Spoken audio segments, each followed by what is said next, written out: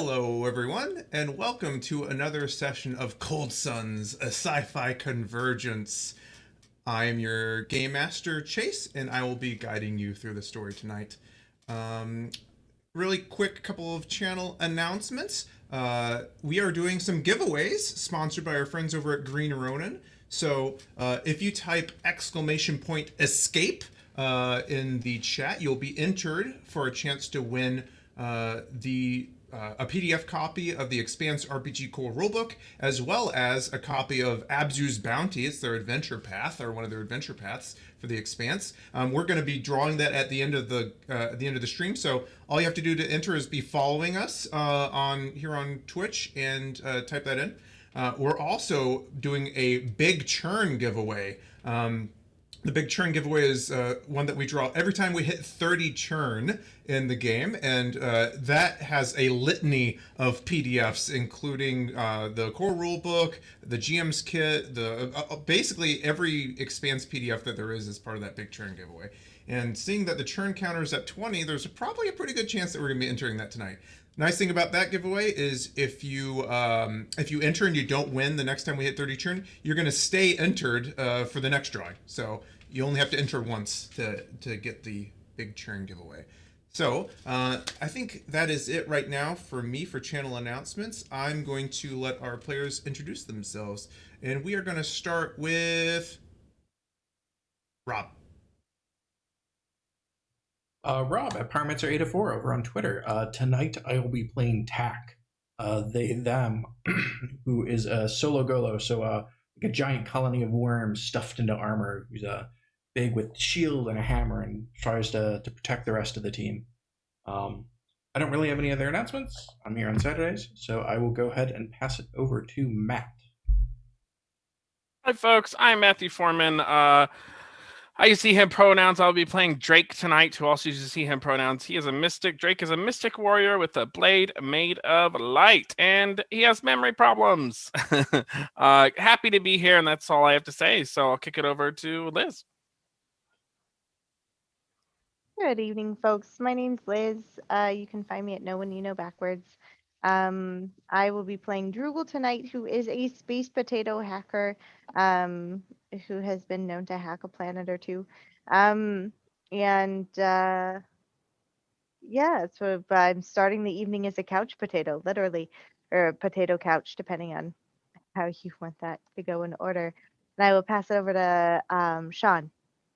Hi, I'm here Saturdays with this lovely group of people. I'm playing the Curie, she, her pronouns. The Curie is a rogue pilot, former pirate, but not by choice. Alexis, I think you're up next. Hello, I'm the disembodied voice of Alexis. You can find me at VoxFanato on Twitter, and you can find me here for Monster of the Week Tuesdays and this on Saturdays right now. I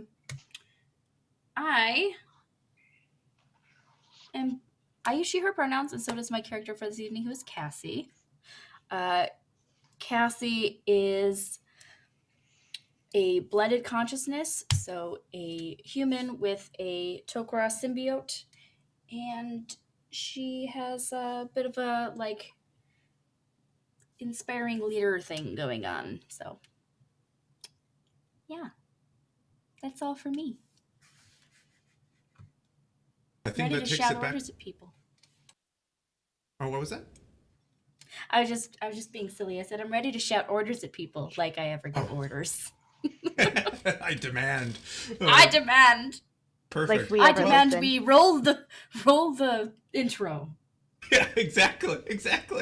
Yeah. So we are going to hop over to and thank you for entering the Big Churn giveaway, Angie Pops. Stay tuned. We're going to run our cool intro video, and then we'll get right into a recap and the action. So stick with us.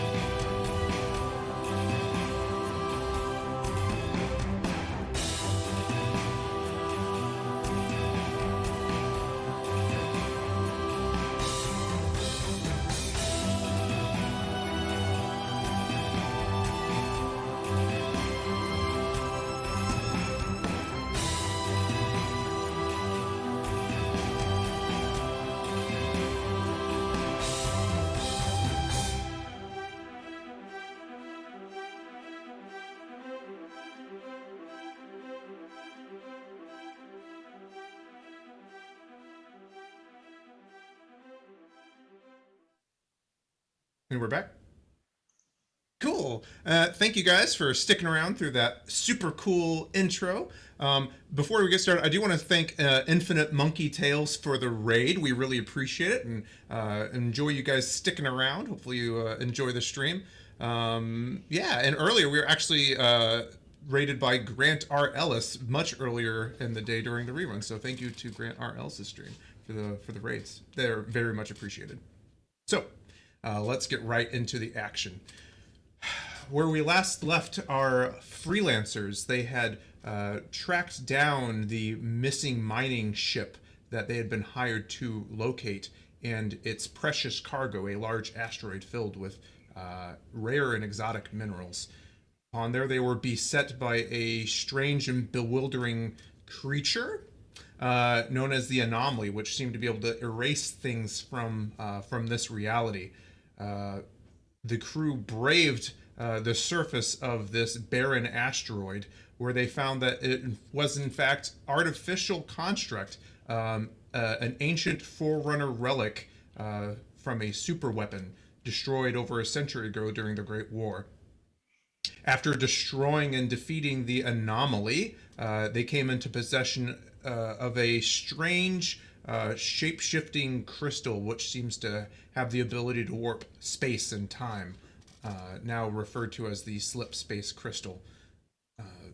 The pirates, led by Antoc, these group of very imposing, menacing space pirates in a large frigate, placed themselves over this asteroid and were looming above the adventurers as they tried to find a way to escape. After a harrowing combat sequence, which I would say was not looking very good at the beginning, was quickly turned around when first Drugel and then the rest of the group took possession of a small surveying exocraft and used it to basically run down some of the pirates that were attacking them. And now, with knowing that there is an abandoned Unified Authority ship somewhere on this rock, locking onto it their long-range sensors, they are careening in this exocraft as they are pursued by not one, but two space banshees,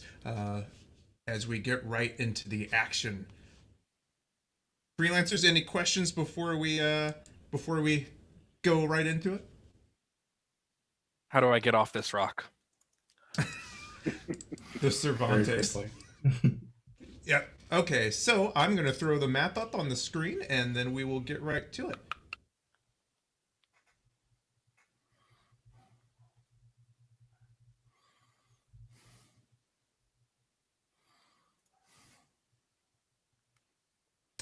Okay, so for those of you who are watching, we are going to be using the chase rules from the Expanse RPG. For the rest of the players, I would ask for you to go ahead and select your token and add yourselves to the initiative. And I will get some music going.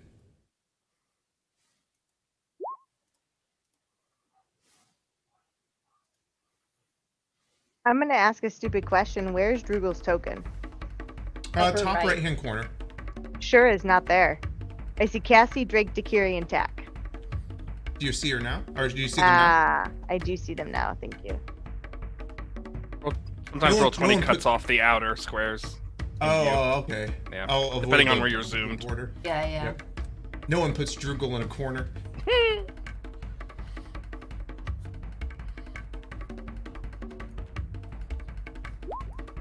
Hey, thanks, Angie Pops. Hope you can catch the VOD after you get a good night's sleep.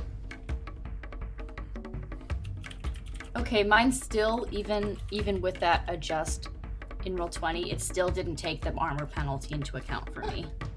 It did. If you look at your dice that are being rolled, there's a -1 at the end. Oh, okay. Yeah, the same. It does the same thing for me. It's just not rendering like mine did. Yeah, I don't know why. It's very weird though, because adding the adjust changed the initiative on my sheet to 1 rather than 2. So when I saw the dexterity +2, I was very confused. Yeah, mine's the same. But that makes sense. That makes sense. Very cool. I'm gonna pull this puppy up right now. Pop you out. Okay, so just to set the scene, you guys are in this exocraft. You have locked onto the location of the Cervantes, the abandoned or derelict Unified Authority ship. You think that this is your best chance to get off the rock. You saw a couple of banshees careening towards you. Dakiri, you're in the driver's seat, surrounded by your friends, and you know that your ship is no match for these space fighters. Going first is actually, with a 14 on the initiative, is the pirate Banshee. So Did the did pirate it not add me to the initiative, even though I selected and rolled? I don't see it, buddy. I have a 15. All right, I will add you to the initiative. Thank you for letting me know. That's weird. It's all good. It's just roll 20. It does things. I'm gonna put you at a 15, and then I'm gonna resort the order. All right, so at the top of the round, surprising everyone with starting off first is Tack. Tack, what you see these banshees swooping down. You're in a deep cavern surrounded by blasted landscape as the ship starts to careen towards a 90-degree turn. What do they do? They will, since they still have their grenade launcher out, try to aim and throw a grenade up to kind of give us covering fire, just kind of an explosion in front. Even if I can hit them, but like just distract them from seeing us. Good. Yeah, so this would be a stunt attack. So go ahead and roll your attack roll, and let's hope you get doubles. Which I do. Beautiful. So you have 2 stunt points, 3 because of Cassie, to choose. So if you look at the vehicle combat stunts, you can choose any of those 3, or any from those. I'm going to do slow down then, because that makes sense. So big explosion in front, so they can't see, and it kind of makes them slow down and be a little bit more careful so they don't hit a wall or something. Gotcha. And you can tell that these space banshees are not particularly well armored. So you can see that its speed category drops by 1, and the operator must make a... Oh, you know, I just realized something, Tack. Their shields are up. That was something I forgot. Do you want to roll your damage? Because we need to knock out their shields first before you can do the stunts. Oh, sorry. Yeah, absolutely. You did hit them. 12. Good stuff. So you see their shields are actually quite damaged as your grenade launcher slams against the shields, almost dropping them. So I would say that unfortunately you didn't get through them yet, but you can see that the shields are almost taken out completely by your grenade volley. Perfect. That'll be my turn. Excellent. Next up on their turn is the Banshee. They are going to attempt. First, they have to make a test to maintain. So basically, just to help you guys, every turn, the person operating the vehicle, their basically major action is used up. Rolling their test to participate in the chase. Then they can use their minor actions to activate like a weapon on the ship. So their very first test is that they have to roll a dexterity piloting test.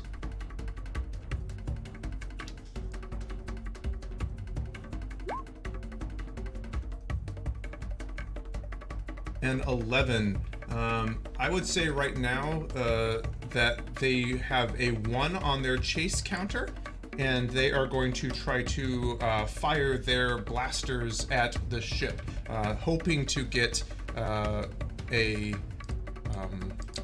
stunt dice.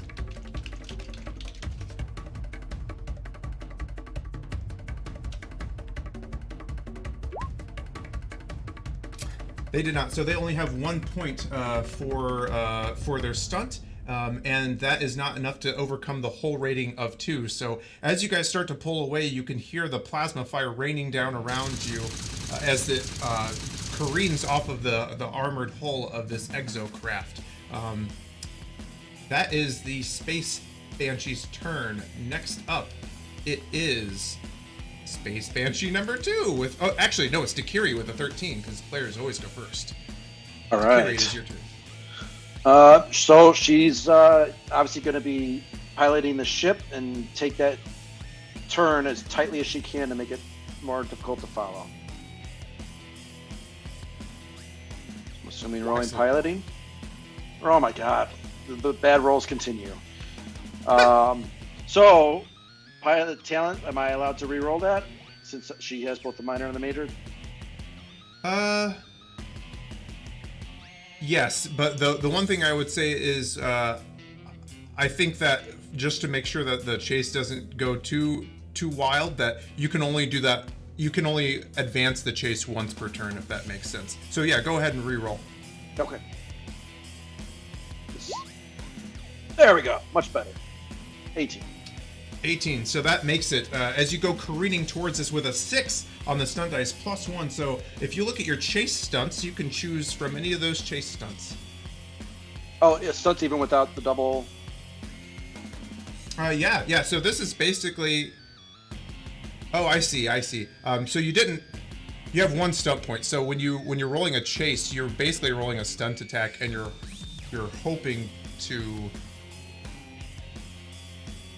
Never mind. I'm confusing the attacks with the roll. So no, you didn't stunt. You could spend fortune if you want to get the stunt points. Otherwise, you just have a 6, which is a very good result for your chase result. I'm good with that. All right. So, and I saw a question in the group chat. Can you guys not see like the green bar on the ships, or if you select the ships? They're not visible. No. You need to give us rights to see that, I think, in Roll20. It definitely okay.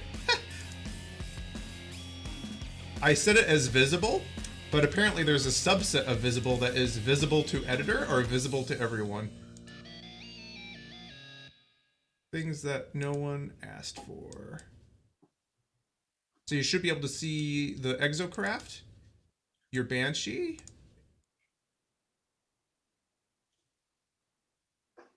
Can you see the exocraft and banshee bees? No. I can't even see Banshee Bee's name. I am a little confused by that. So we are going to adapt then, since you guys for some reason can't see. Oh, now I can see. Yeah, cursed Roll20 is cursed. I literally have it set to is visible to everyone. So you guys can't see the green little marker on there. No, but I can see the names now at least. Music stopped too. Stop and restart this music. Roll20, please help us. Please get your stuff stabilized. I would appreciate one session. I'm going to I'm trying to think of the best way to track this so it's visible to you guys for everybody. I can put a text thing on screen if you guys want to see it. Or you know what? I can see it, and this is how we're going to track it. It's just based off of the location on this. So this moves forward 1. This ship moves forward 1, 2, 3, 4, 5, 6. So you will know based off of your basic location where you are in the chase tracker, and I will tell you the specific number if you need it. Perfect. So Dakiri, you want to describe how you go around this hairpin turn? Well, now that I know that it can actually fly, not just hover, she's going to invert it on its edge and just kind of whip out the tail. Hopefully, Drake hangs on the back there. like a bucking bronco. Alrighty. Is that your turn? That is my turn. Excellent.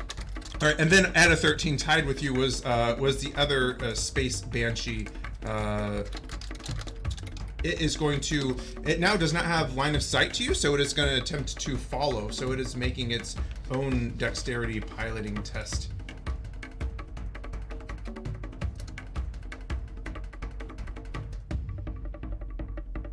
An 11. This is, I would say, this is a success. It is not a entirely challenging result, so its number goes up to 4, and it is going to move forward 1, 2, 3, 4. So it is right there. This one was actually 1. and it is going to attempt to fire on you with its bonus action. So you can hear as it comes careening around this corner, firing its cannons at you.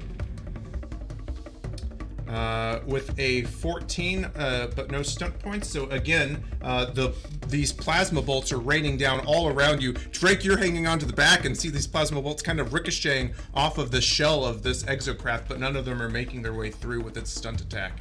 That is Pirate Banshee A's turn.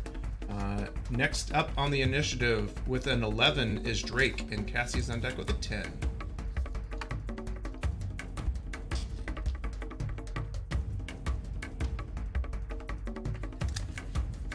You're on mute, Matt. Yeah, you thank you. Yeah. Yeah. So I don't know. Drake is standing on the edge of this. He's hanging onto the spoiler back there, and he's got his blade of light out. But he doesn't really see. He doesn't see a moment yet. So I'm going to ready. Is what I'm going to do. Gotcha. Yeah.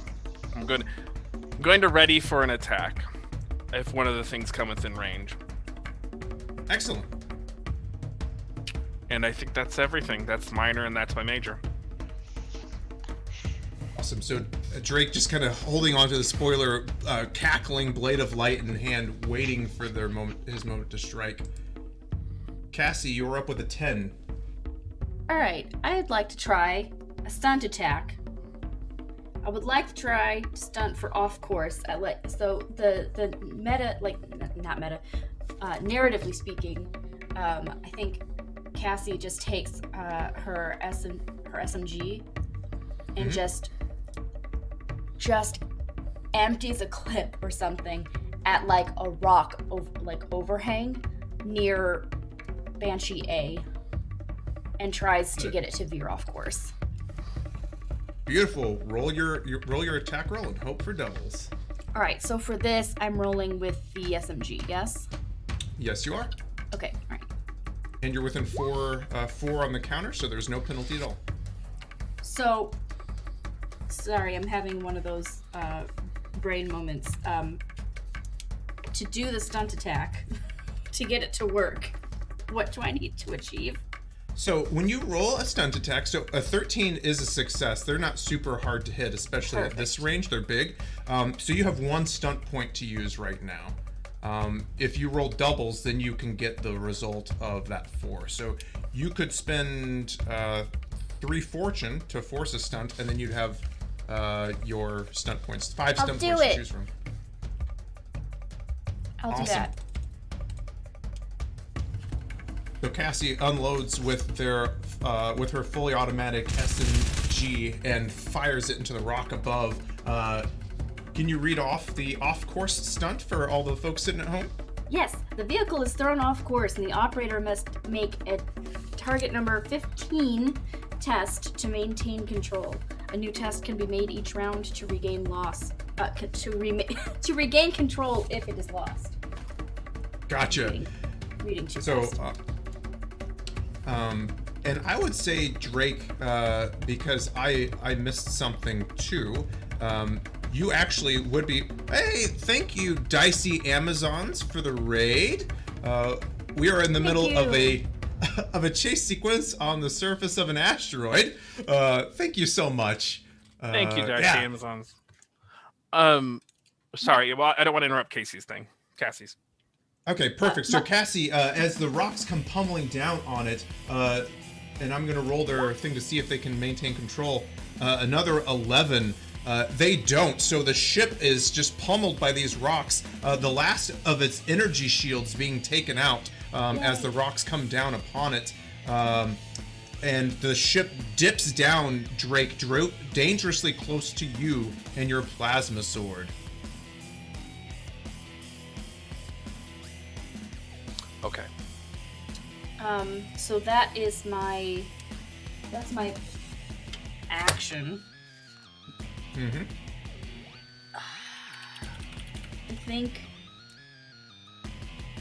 I guess minor will just be to aim. Excellent. And So that's my turn. Beautiful. Steeling herself against the frame of the vehicle, ready to take on whatever adversaries come out. All right. Drake, I think that would trigger your ready to action if you're going to lash out with your energy sword. Yep. So so this I will lash out with my in the fiction I just take a big wide swing at the thing, and this thing shields are down. The shields are down. Yep, that last one would have been enough to do it.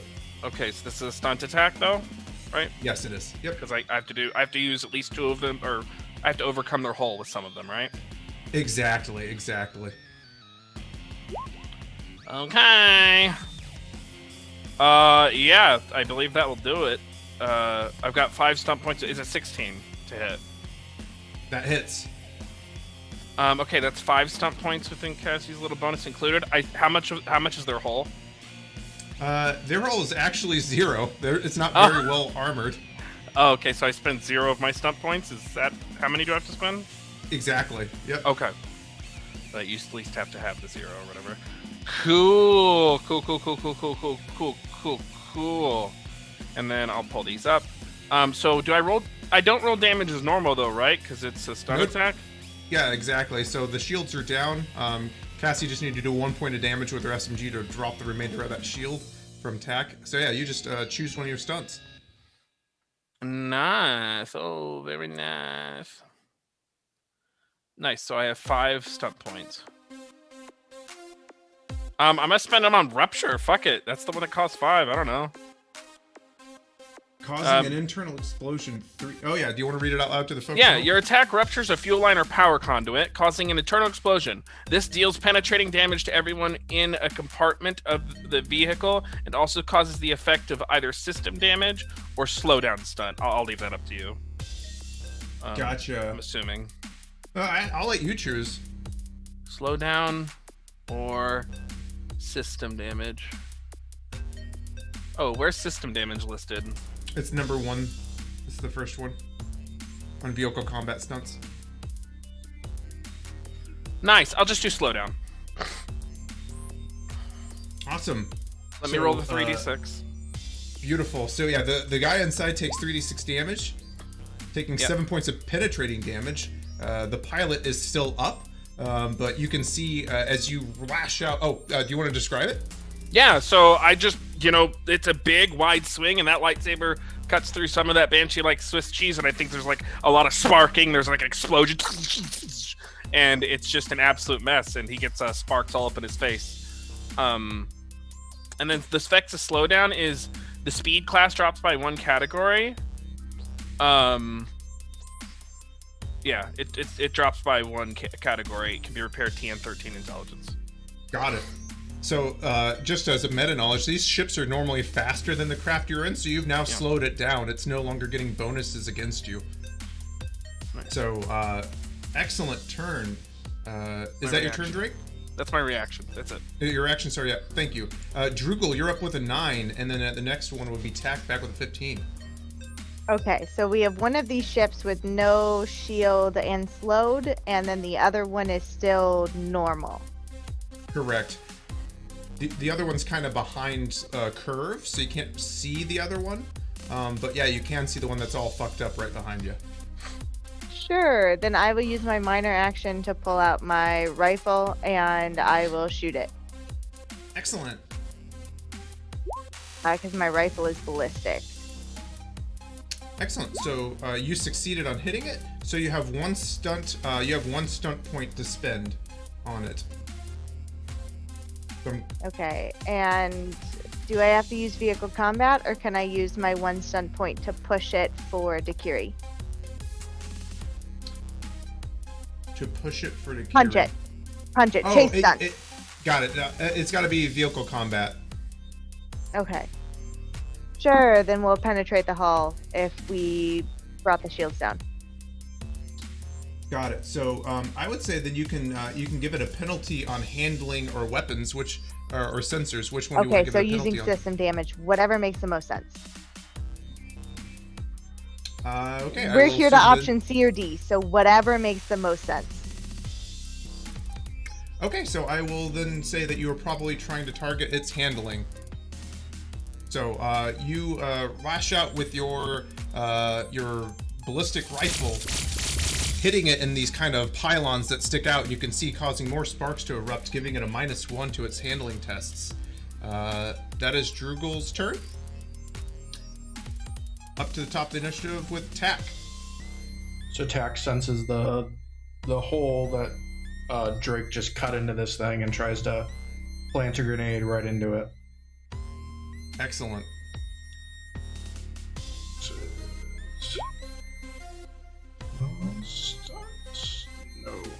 No. Let's go ahead and force a stunt with 3. Fortune. Bring your total attack up.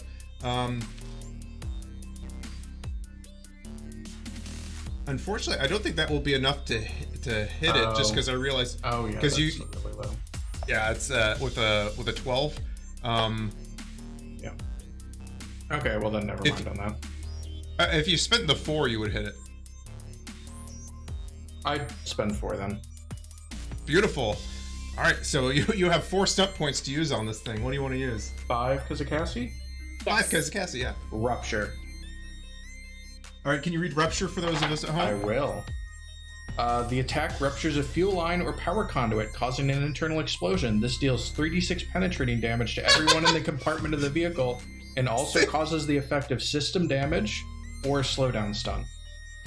Got it. So, which one do you want? System damage or slowdown? Let's do slowdown.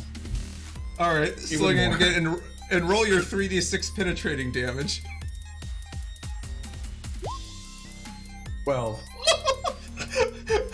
So, they actually are gonna have to roll to take a condition really quick. All right, they've taken on the injured condition as the pilot.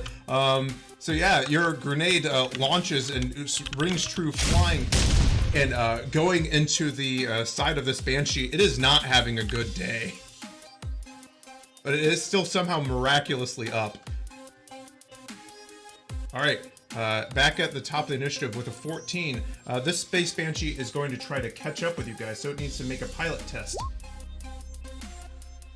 Oh, and it rolls very well with a 6, and it has a +1 to its speed because of its higher maneuverability, so it can move up, and it is just basically right above you guys. So you can see this thing kind of looms around the corner, and these white contrails coming off of the pylons that emit from the back. It is going to create a hazard in front of you by launching its fuel rod cannon. So you can see from beneath it is this glowing green energy, and this glob of boiling plasma flares out in front of you. And I'm going to roll to determine what its the TN for that is.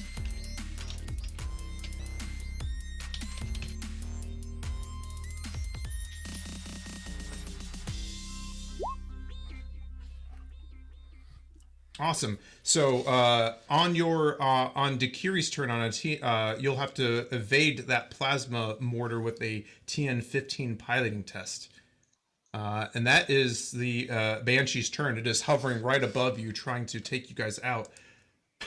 Banshee A is not having a good time. They're going to try to roll to regain control of their ship, and they have their ship is drastically slowed down. So first thing is they're just going to see if they can even regain control of it. I think that the TN for regaining control is a TN-15. Yes. So you can see the Banshee kind of rights itself, but it does not make any progress towards its chase sequence, and it tries to launch some shots at you from the distance that it is.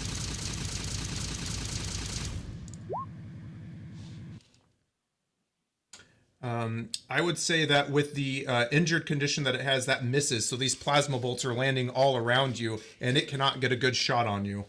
That are the two pirate Banshees' turns. Dakiri, before you on the ground is this blossoming explosion of green plasma. I would need you to make me a piloting test TN-15.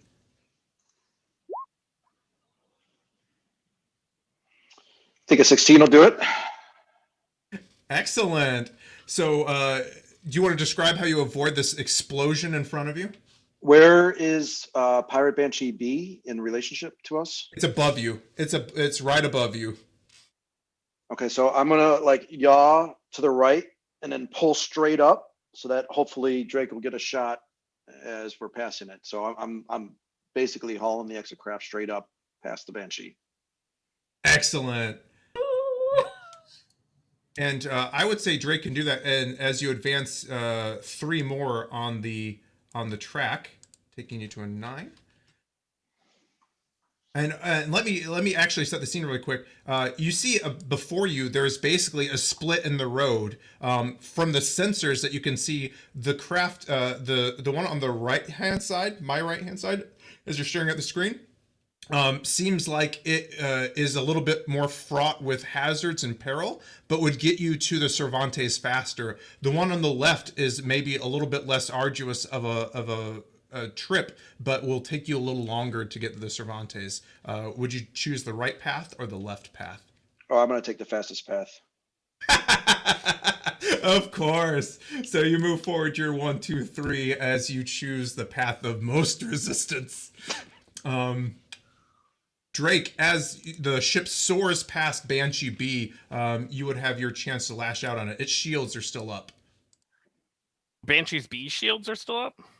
Yeah, you guys were fucking up Banshee A. This one back here. Banshee B is right here. Yep. I would like to do something different. Go for it. And by the way, the music stopped, by the way. Cursed. My favorite Wait, thing. it's playing for me. I would like to try to use, so I can add, as an expert illusionist, I can create a illusion the size up to 4 square yards in size and cause it to move. Yeah. So I'm going to create a duplicate of this of us, and I'm going to send it. Yeah, I'm going to send it to the left path. So basically, we're going right, and the illusion's going left. Perfection. Yeah. Let me make sure I can do this. Oh shit! Oh. Yeah, I mean, nice. I do it.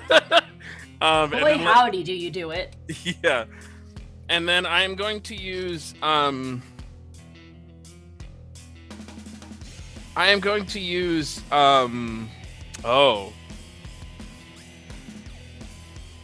No, that doesn't work. I'm just going to use the one that I'm going to increase my TN by 3, by force by 3, so it's a TN 18 to see through the illusion. Alrighty. That'll be 3 of the 7 points. Oh. Actually, holy shit.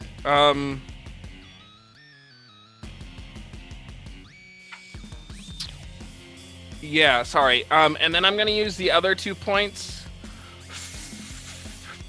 for the other 4 points to make it fast use, so it doesn't use up my action, and then I'm gonna take a swing. That's incredible. Let me see. It lasts for 1 minute. You can see. Yeah. It doesn't make any sound, but we're in the vacuum of space, so I figure that doesn't matter. Gotcha. It doesn't look like you need to maintain line of sight on the... No, it moves without me doing anything. And I'm not expecting it'll buy it all of its time, but at least it probably... I mean, we'll see, but... Yeah, it might split. So, you're basically using the power stunts downgraded that so where you basically get to still make your attack? Yep, sure did. Excellent. And I hit with 5 stunt points, which I'll use... This is a stun attack. I'll use it on the 3d6 thing, just rupture. Okay, so this is the one where shields are still up, so you're going to need to roll your damage before you can hurt it. You right. Then I'll just use those to add 2d6. Excellent. And then... So 16 points of damage. Ignore 4 armor, if that matters, but yeah. So you see the shields wink out as you lash out with your blade of light. So the shields are gone, and we've created a duplicate, and that is my turn. Effective. I would say. I see the churn is at a 29. Oh my gosh. Okay. Perfect. That's Drake's turn. That is your turn, right? Yeah, it's my turn. Beautiful. Cassie, you're up with a 10. Drugel, you're on deck with a 9. Okay. I had a quick question. Could we see the hull maybe on the exocraft token? Just so that we know where our hull is. It's just a 2. It's a static 2 right now. Right, but in case we take damage or something. Okay. I can try to put 2 on there, but those weren't showing up for you guys because that's how I was trying to show you. Well, if you click it, I can see it. We could see it. Yeah, I can see that one. Oh. Just not on the Banshees. It's just not a bar. Because we don't have... We can't click them. Yeah. Okay, so okay. And we're like... Sorry, I'm trying to visualize where we actually are because we went like straight up, not just forward, right?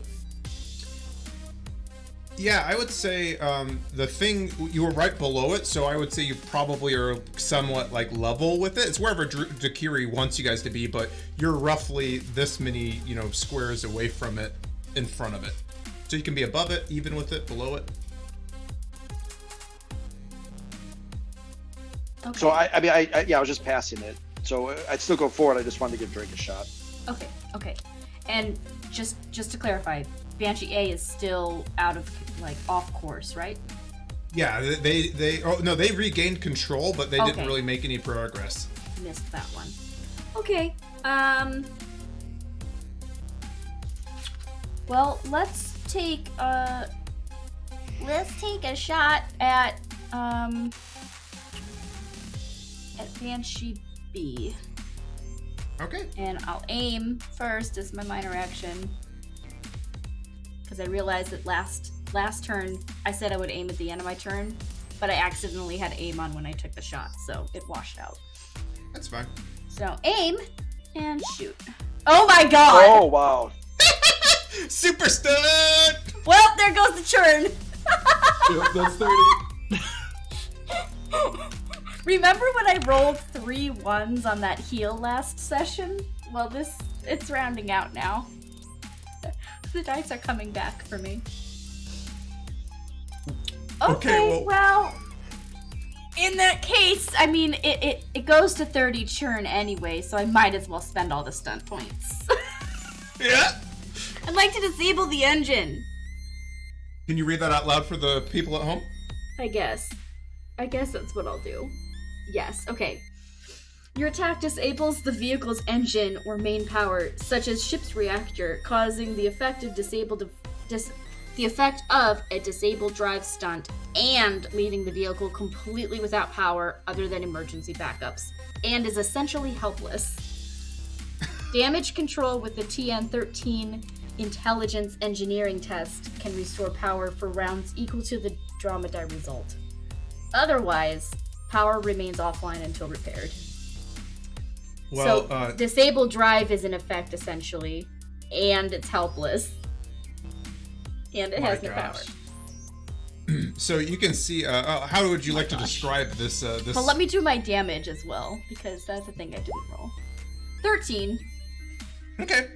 How do you describe what this is? I'd like to say, okay, so like hanging out of a window or something. Cassie takes, just focuses in on a really vulnerable spot in the systems of Banshee B and just fires out a burst. And it just, you see like the explosion and then the subsequent other explosions as like, and then inside the Banshee goes just dark. Starts to probably drop out of the sky. It does. So I'm gonna have to roll a crash test on the thing's turn because it's flying, and so it's gonna crash on its turn. So yeah, the SMG rings out, and you can see just kind of perforating the hull of this Banshee as it goes spiraling towards the ground. Because this asteroid, which is not an asteroid, has gravity Correct. Normal Earth gravity. All right. So Cassie, is that your turn? Oh yeah, that's everything. Okay.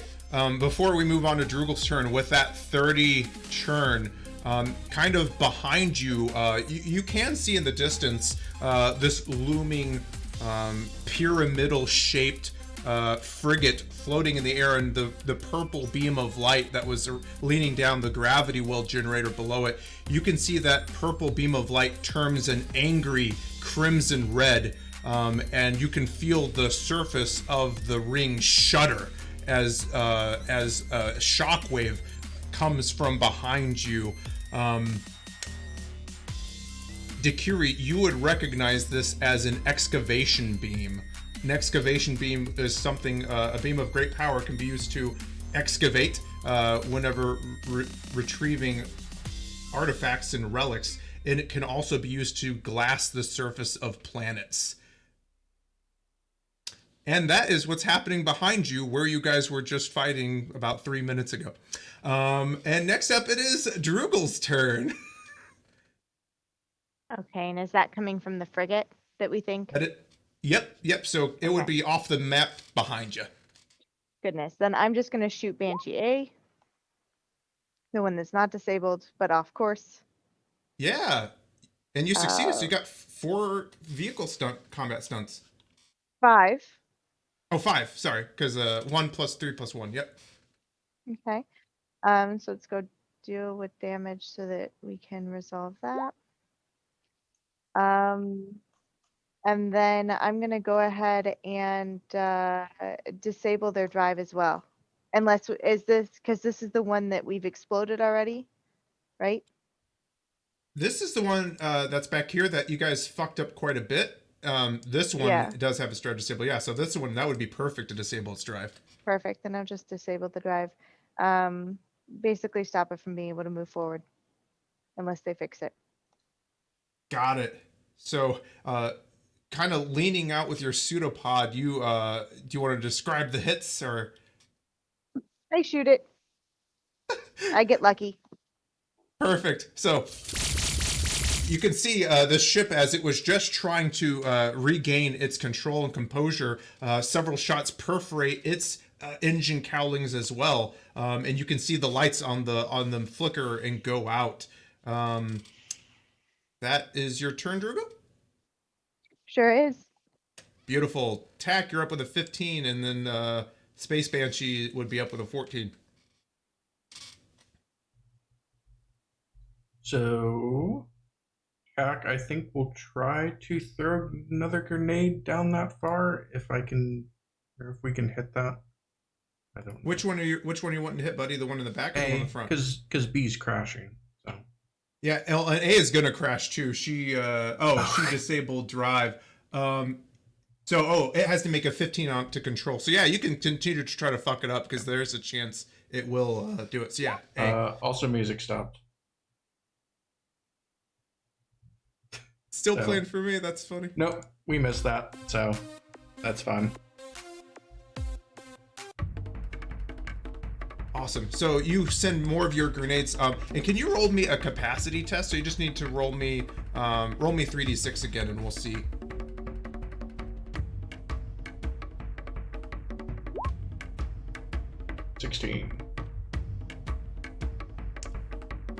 On the capacity test, do you know what your stunt dice was? Sorry. Oh, I see what you're saying. So since you missed, you need 5. To see if you need to reload. 5. Oh, you're fine then. 5. Okay. Oh, it was a 5. Then you are out. Okay. Got it. So you feel the last shot from this grenade launcher go off as you emptied the magazine. And then I use my monitor to reload it. Gotcha. Yeah, I would say that there was 1 bandolier of grenades that you guys were able to take from that brute. Perfect. Then I'll use the miner to reload it, since I can use it to aim. That'll be my turn. Banshee B has no, their engines are disabled. They basically, I'm looking here, they have really nothing that they can do. he does not have enough time to try to restore engines, and so this thing is going to crash. Its speed was reduced by 2, so it slams into the ground, and you can see just kind of sparks flying as it digs a furrow in the ground. It might be able to get its engines back up. It doesn't look like it exploded, but it's pretty much out of the fight. Pirate Banshee A is going to attempt to regain control as they are continuously pummeled by you guys.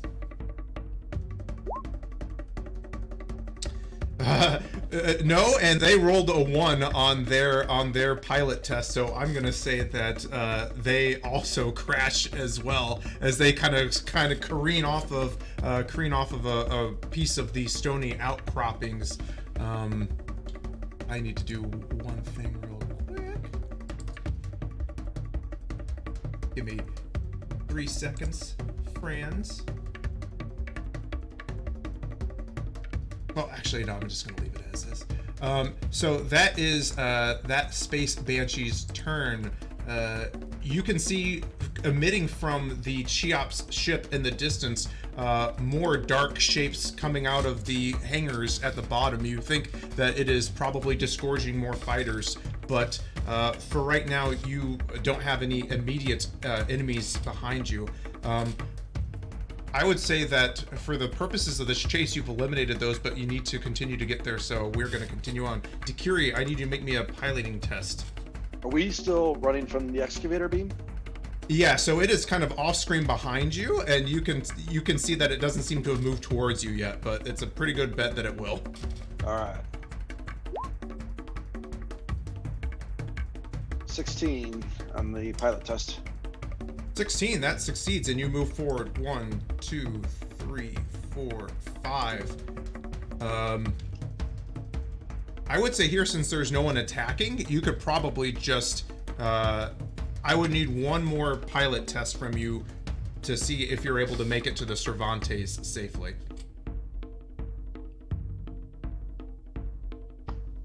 Heck Does a yeah. 15 make it? All right.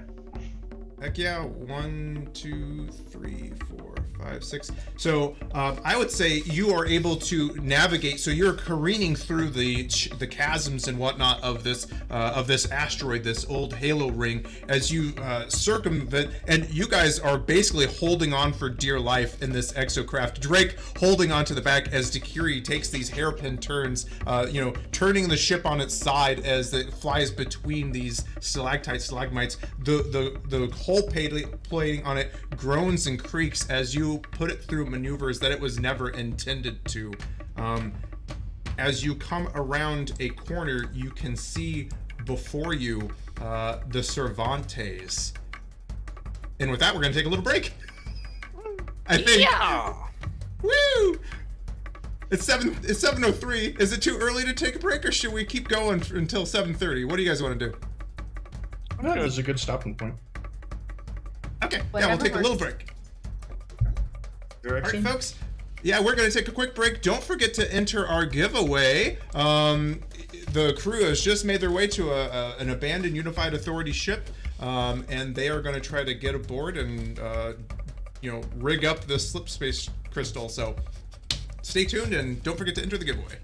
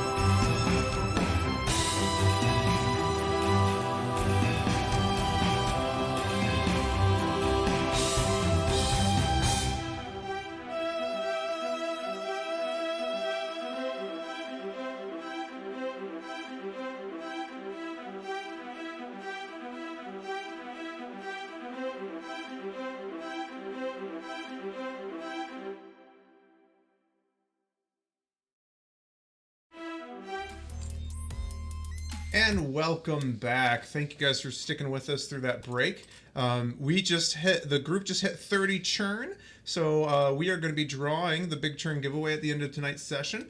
Make sure to type in exclamation point, I believe it's churn or big churn. Yeah, big churn for your chance to win. That's a lot of PDFs. Thanks to our friends over at Green Ronin. Alrighty, we will get started. After a brief but intense chase sequence through the chasms of this asteroid, you guys basically gunned down with a volley of well-placed fire, taking out the two banshees in quick pursuit. Behind you, you can see this floating pyramid-shaped frigate that was hovering above the site where you fought the anomaly, as a intense red excavation beam struck the planet, the ring's surface, shaking it below your feet. You know that you do not want to stay here any longer than you have to. As you come whipping around a corner, you can see nestled kind of underneath a crevice of rock is a 66-meter gray and red ship. I'm going to switch your guys' map over so you can all see what it looks like.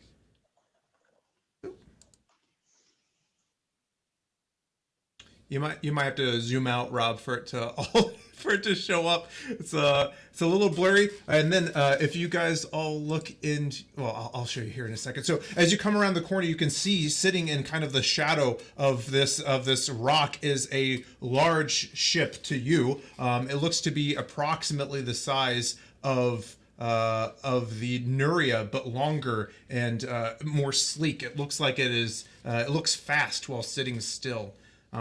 You can see that the ship does not seem to be moving, but the still forms of a few of those armored Unified Authority troopers laying on the ground in front of you. What do you guys do? I see that the music has stopped, so I'm going to share this.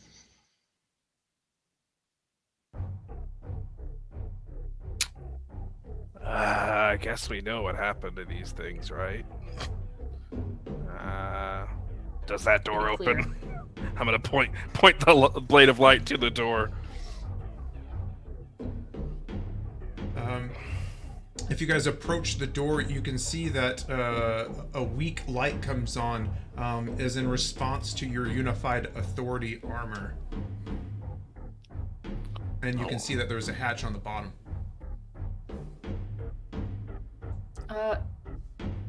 We covered Droogle while Droogle gets the door open? Sure, I will go ahead and bypass to get the door open and the machinery started. I don't know if hacking is needed, but just thematically. Got it. That's what Cassie's gonna do. Cover Droogle. Yep. So, Droogle, you come over and you quickly interface with the ship's computer, and the lights were on. You can see that it was in some kind of a low power standby state, and a metal gangplank lowers and settles into the regolith of the ground, sending dust flying as bright blue lights kind of wink on. I'm gonna switch the map over to what you guys see.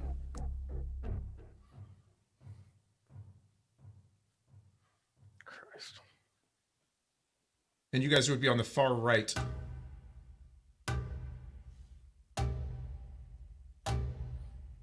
As you find yourselves in what appears to be surrounded by empty gun racks and armor spots, you can see that you're in some kind of armory.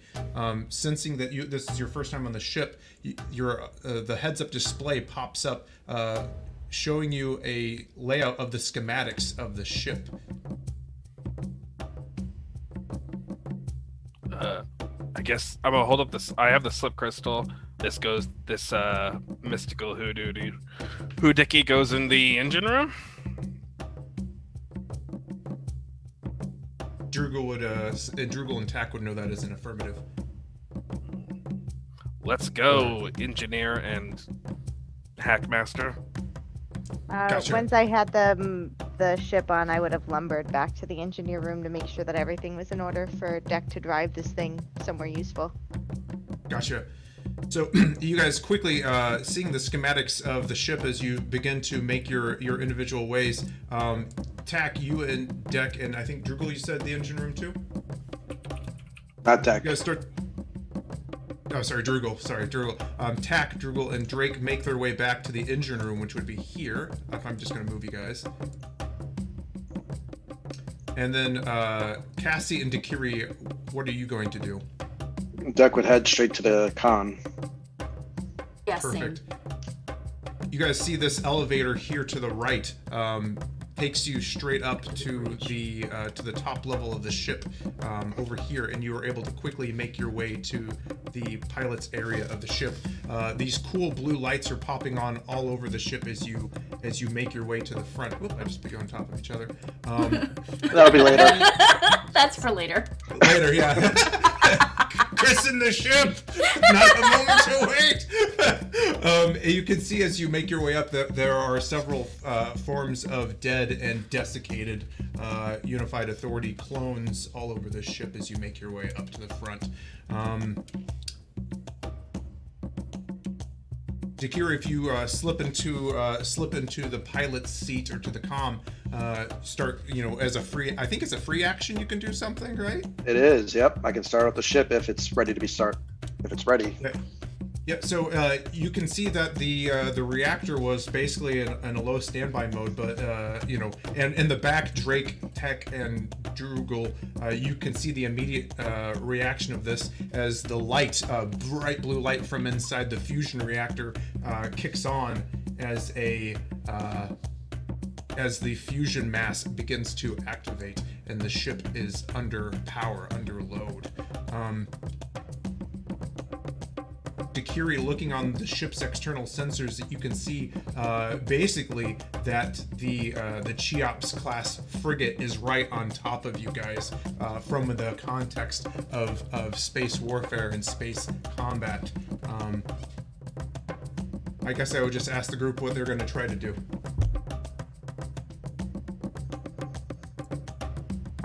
So Drugel would take the armband off of this poor clone, assuming that they would have the codes to get into the ship.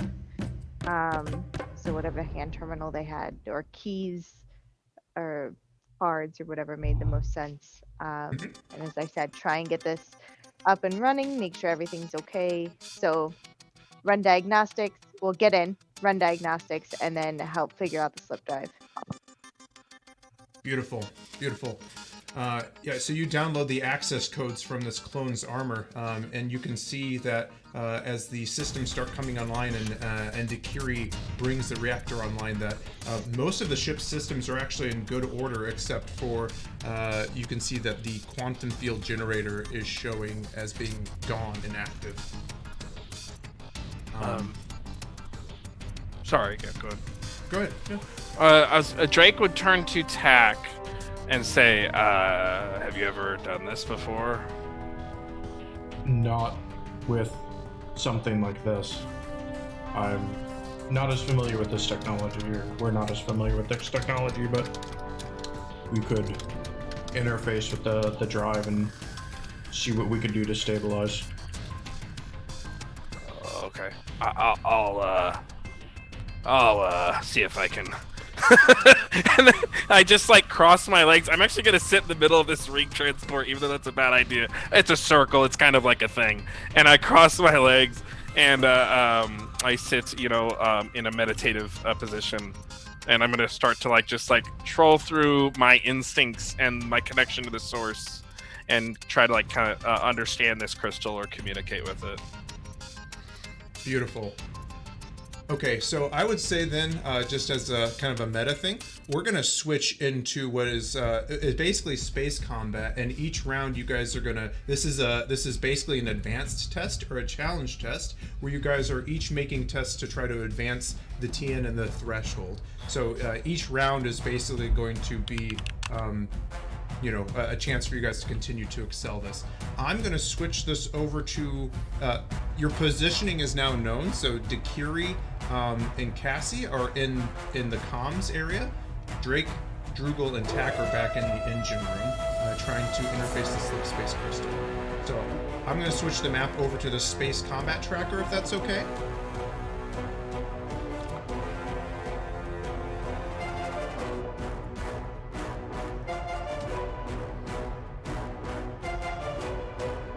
I'm excited for you guys to see the Cheops. Is this all? This is not. Are these to scale? No, the ship is much larger. So you That's can see what I the thought, Cheops is probably roughly 5 times longer, 4 times to 5 times longer than the length of the ship that you're in.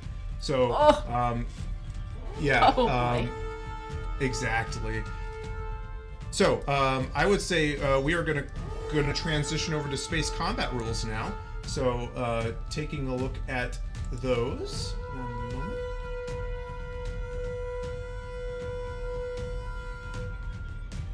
Give me just a second. Roll. My OneNote is not showing me my rules. I'm gonna relaunch OneNote. Give me 1 second.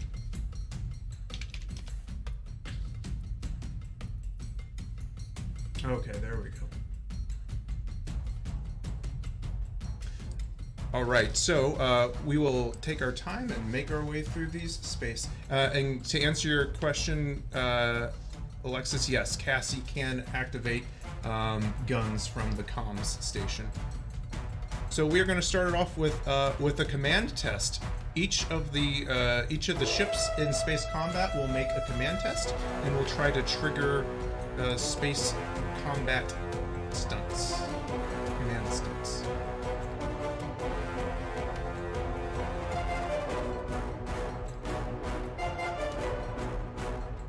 And I'm going to turn down this music a little bit because it's a little loud in my own ears. Okay. I'm going to grab my notepad so I can track.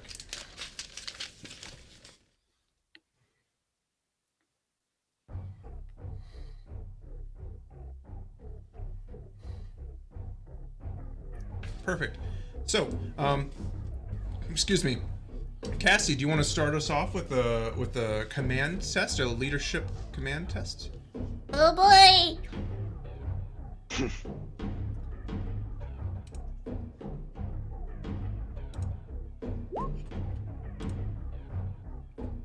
It's okay.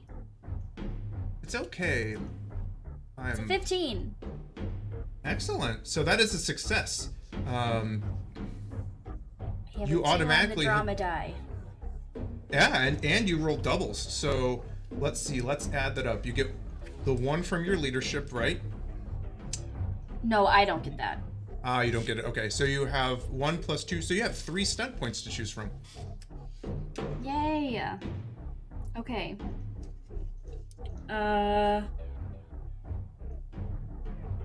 Ooh.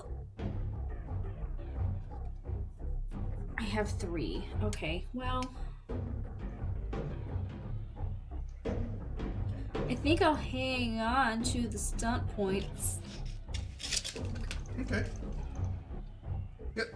Just to see where I can use them on on guidance probably. Okay. Makes perfect sense. So you can, and you can see as you kind of slide into what would be the command chair of the Cervantes, the UAS Cervantes, a light corvette of the Unified Authority.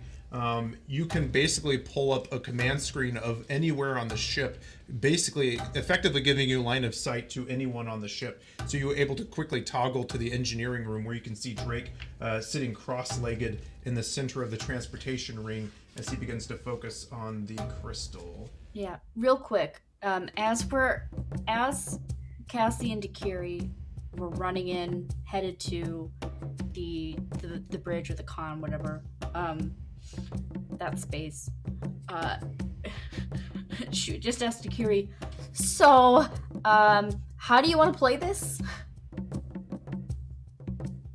I'm pretty certain that the Curie would know that we're no match for the Cheops, correct? Yeah, I mean, you could get lucky, but yeah, in a one-on-one fight, you're dead. We let Cat Bap know where we're going, and we get the heck out of here. Okay. Do we want to? Do you want to try talking to them at all? Deck kind of like looks over her shoulder with a surprised look. To what end? Oh. I didn't know if you wanted to like shit talk or try to get them to do something stupid. I mean, I'm game if that's what you want. I'll follow your lead.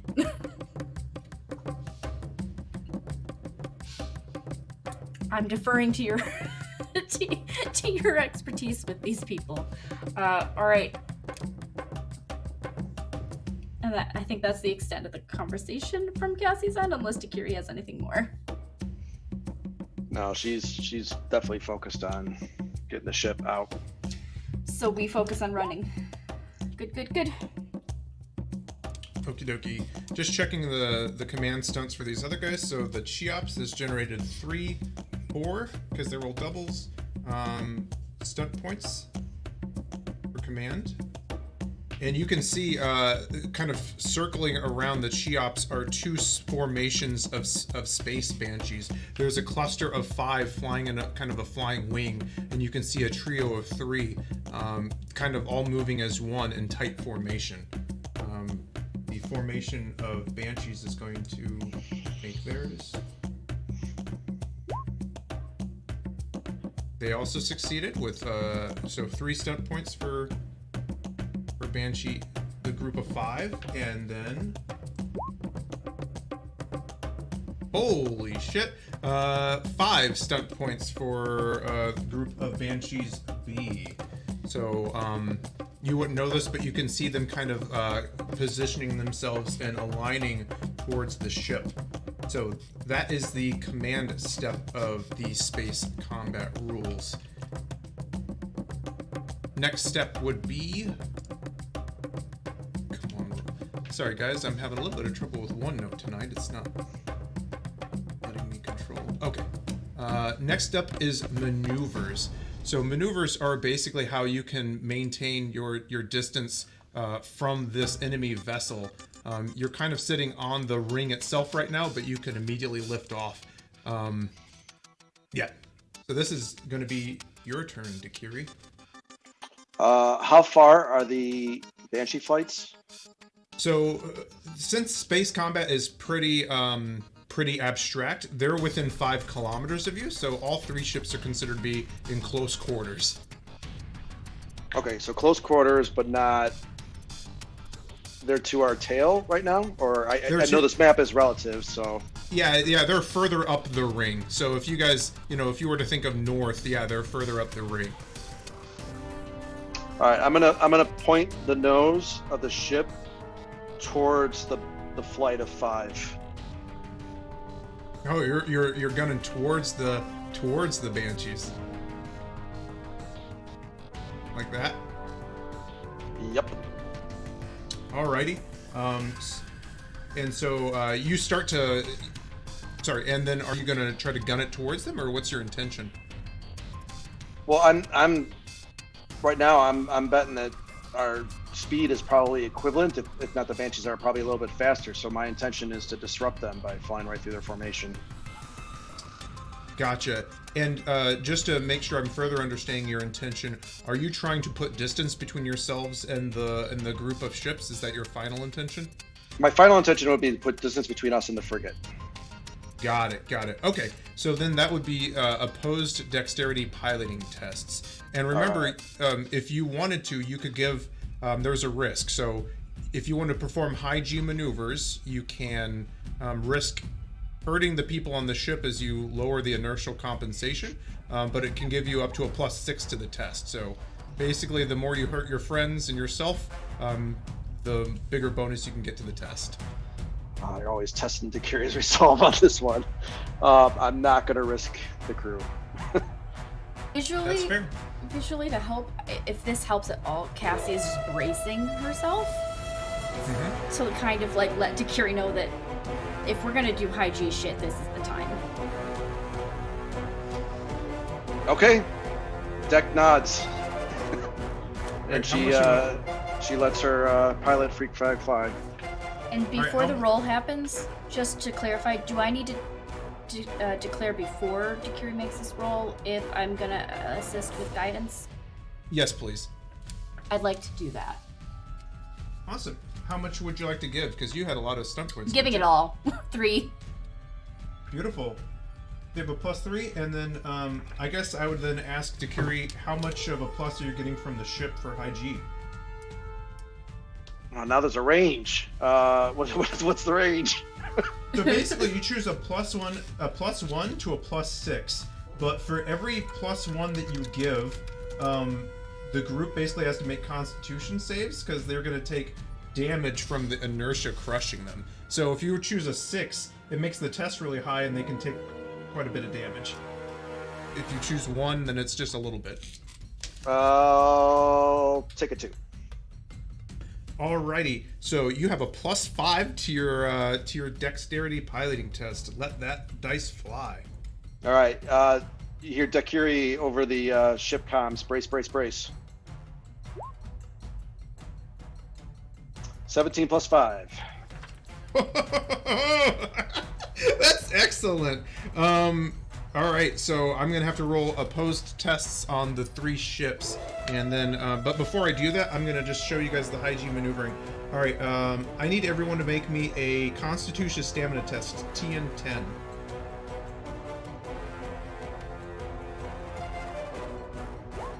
Do our spacesuits help with this if we haven't like pressurized to the ship yet? Unfortunately, the space suits do not help with the crushing. Okay.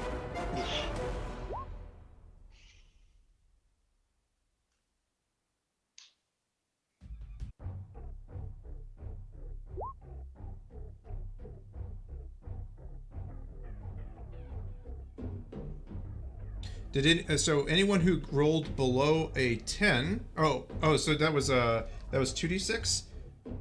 So let me see really quick. All right, I'm gonna roll this. 9. Anyone who rolled below a 10 takes 9 points of penetrating damage. That means that it bypasses any damage reduction that you have. Anyone who rolled above a 10 takes half, I'm going to say rounded down, so 4 points of penetrating damage as you feel the weight and the inertia of the ship crushing you as it rockets itself forward. Alrighty. Actually, you know what? Let me check one thing. Drugel, your question actually inspired me. The ship has a quality called Good Juice that I almost forgot about. I think you get a bonus to this test. And so I think, Drugel, that you would have succeeded. Drugel, you succeeded on the test with the Good Juice. So the ship, even though Dakiri lowered its inertial compensator, you actually would have succeeded. So everyone just takes 4 points of constitution, of penetrating damage, as you are still somewhat crushed by the acceleration of this ship. Okay. So anyone who is less than a 10 now makes it? Yeah, because I think you were the only one, and I see you have a 9 total? And Dakiri and I, yeah. Yeah, exactly. So, with a +2, you would have made it. Dakiri would have just made it. So yeah, you both would have succeeded.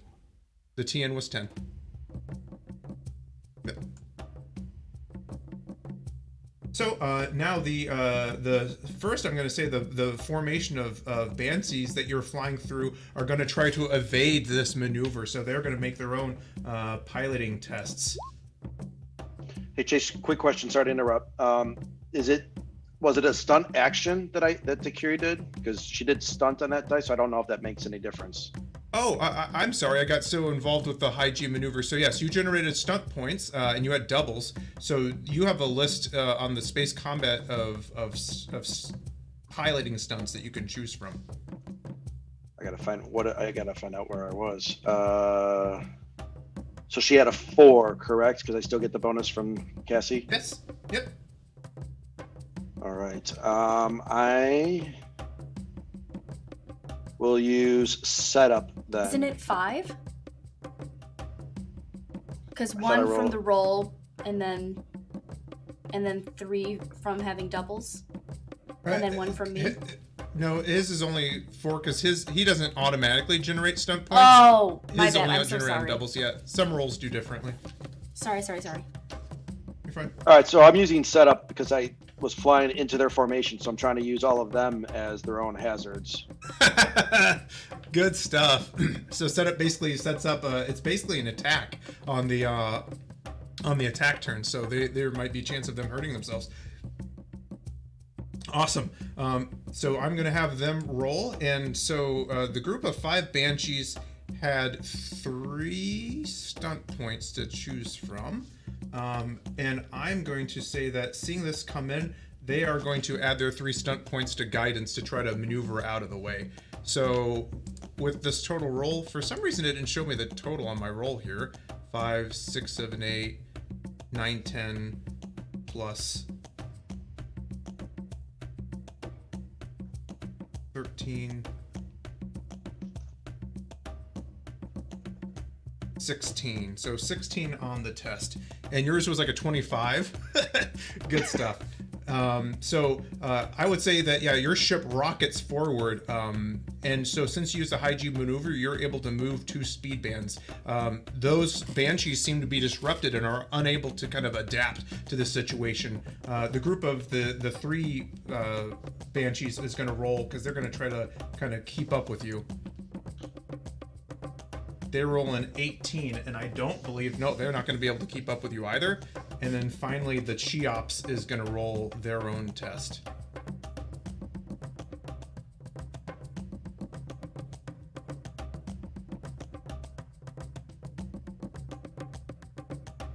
And they do not succeed. So you are going to, with your maneuvers, move to 2 speed bands beyond where they are. So 1, 2.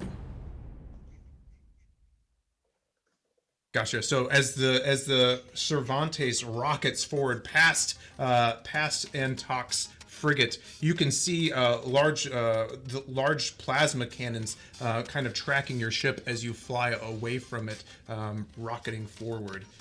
That was the maneuver's turn. So next up, we are going to get to, and this is what I'm going to call group engineering, because you guys are now down in the engine room, and so this is going to take order. So Drugel, I would say it's your turn. Oh, sorry. Attack with engineering. This is your turn to try to start interfacing the slip space drive with the ship, or the slip space crystal with the ship. Perfect. So Tack will wait for kind of Drake's lead on how to do this, but he'll start, or they'll start interfacing with the panel there in front of. Awesome. Can you roll me a Constitution stamina test, please?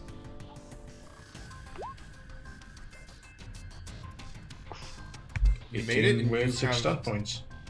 Beautiful. So you have a success, and you have 6 stunt points to count towards the success. Now, Cassie's leadership ability does not influence these stunt points because you're not generating stunts. It's just the result on the drama die and your access towards the advanced test.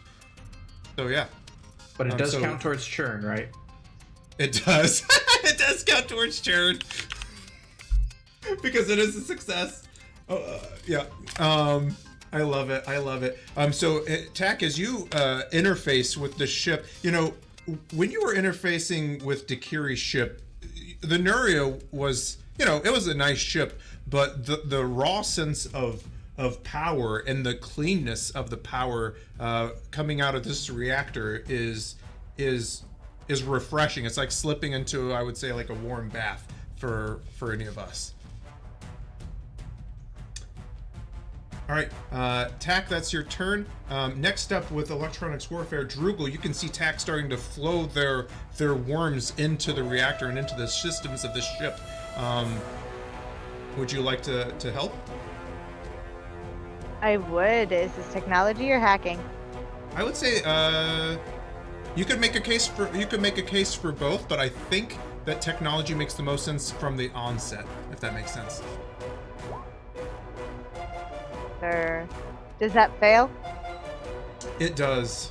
Okay. I believe I have a thing that lets me re-roll it. Go for it. Let me double check.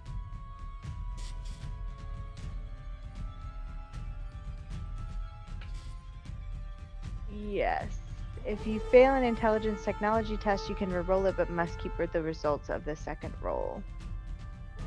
Go ahead and do that. I'll take There 17. you go. That is a success.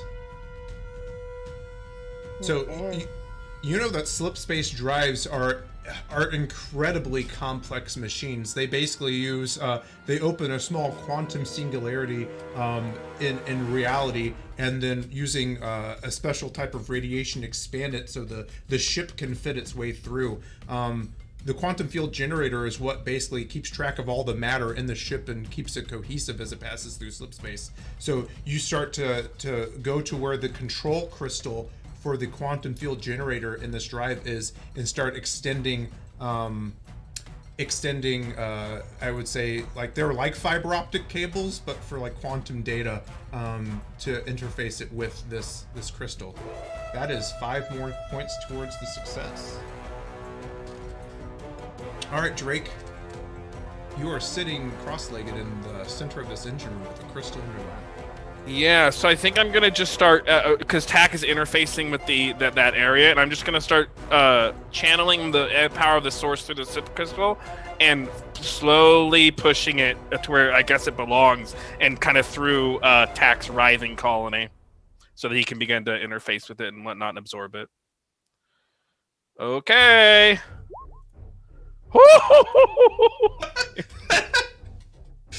18, and we're not generating stunt points, so I don't need to force anything, right? So Correct.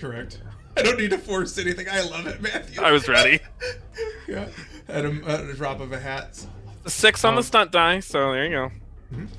So, as you reach out with the source, you've felt TAC and their presence in the source too, and you can feel just kind of like the magnetic waves and roiling through not just space, but reality coming off of this crystal, and you can feel it start to attenuate to that of TAC.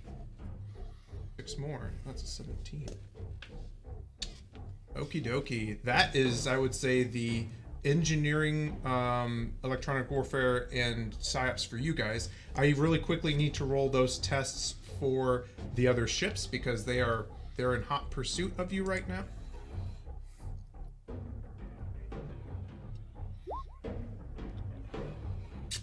Woo, doggy. So they had a success. They did not roll doubles, so they do not generate double stunts on this. But I would say that using electronics warfare, they are going to add a plus. It's half of the drama dice, so they're going to add a +2 to the TN to evade any of their attacks this turn. So.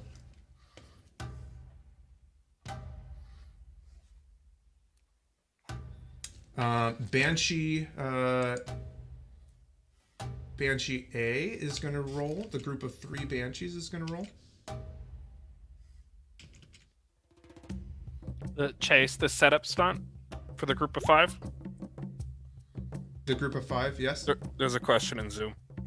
Oh, thank you. I will double check it really quick. So they get a +2.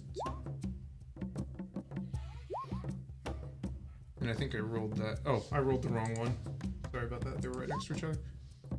Oh, they got a 3. Let me check that question. Or does somebody want to ask out loud? Chase, it was mine. I wasn't sure how the setup resolved. So basically, setup is treated as an attack. So I would say during the during the evasion part, they're going to have to roll to try to evade the attack that you've set up. So Perfect. It's yep.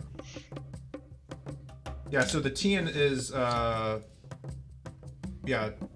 10 plus your intelligence plus leadership focus plus half. So I would say instead of intelligence, it's dexterity because it's you dexterity the ship. So yeah, it'll be resolved when they're trying to evade attacks in a second.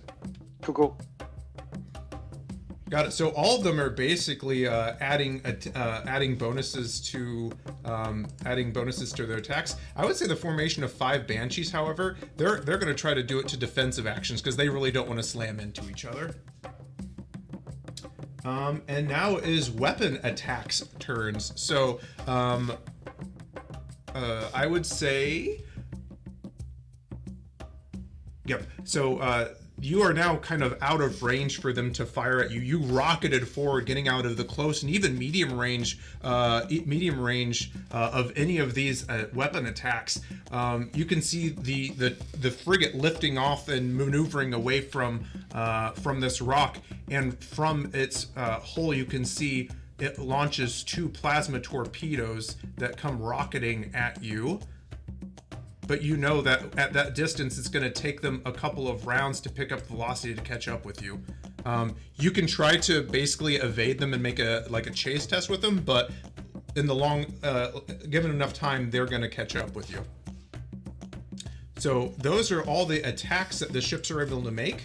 And so then on the next one would be defensive actions. The only defensive action that there really is to make is for those the group of pirate banshees not to slam into each other. So let's go ahead and figure out what the target number is for them to try to evade. So it says it's 10 plus your intelligence plus leadership focus, but I'm going to say since this is a piloting thing, it would be your dexterity plus your pilot focus plus half of the stunt points that you spent to generate it. 16 I missed plus an opportunity to 2. shoot a gun at one of the ship's guns. Oh, I'm so sorry. Sorry. Yeah, that makes perfect sense. Yes, during the attack phase. Yeah, Cassie. So yep. Let's take one step back. I forgot about the Cervantes' attacks. So I'm going to show you the stats of your ship.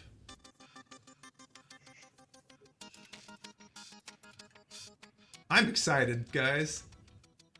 Sounds exciting. Was that? Did I miss that? I'm sorry if I missed that. No. I mean, I should have thought to say something to you too. So we both missed it. It's totally fine. Okay. So Cassie, as you kind of are pulling up the weapons console of the Cervantes, you see that you have a few different weapons at your disposal.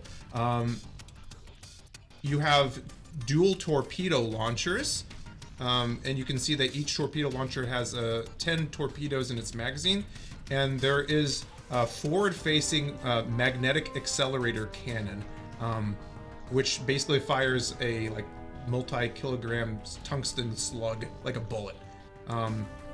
You know that at the range that the Cervantes is currently at, none of your weapons can fire at it except for torpedoes.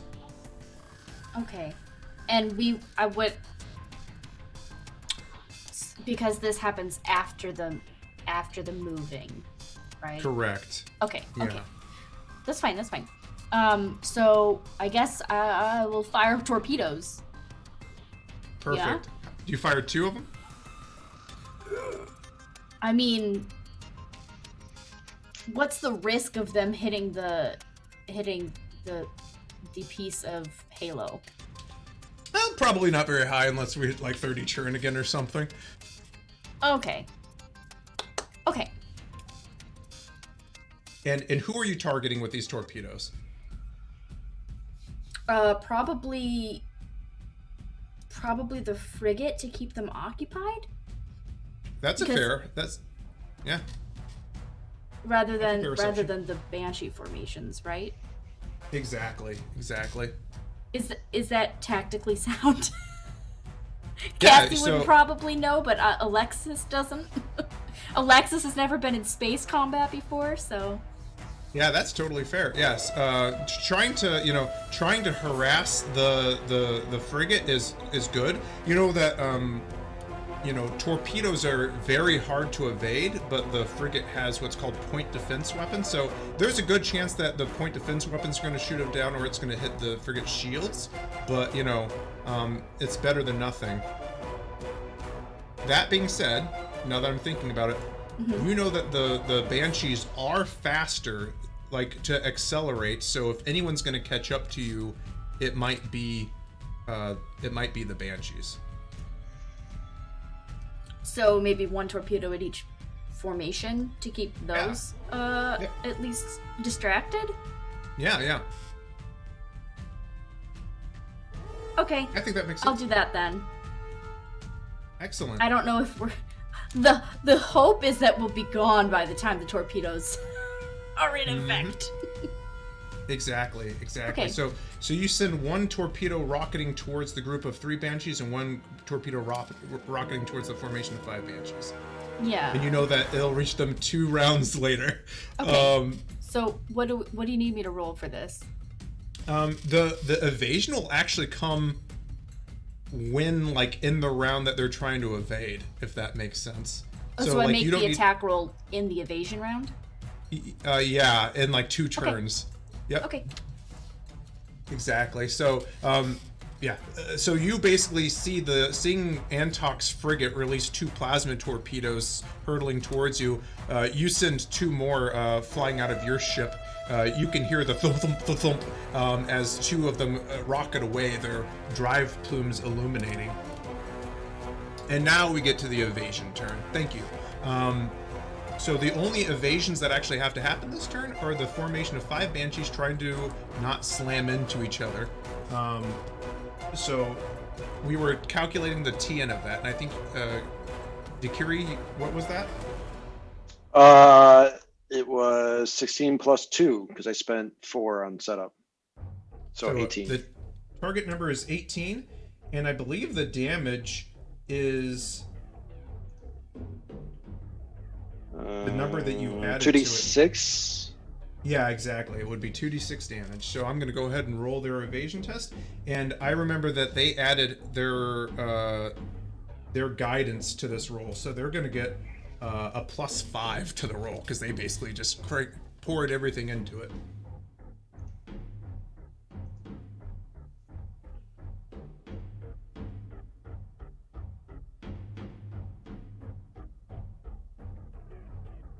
Did it roll? I didn't hear it ping. Yep, it rolled. Well, they rolled pretty low. 1, 2, 3, 4, 5, 6, 7, 8, 9 plus 5 is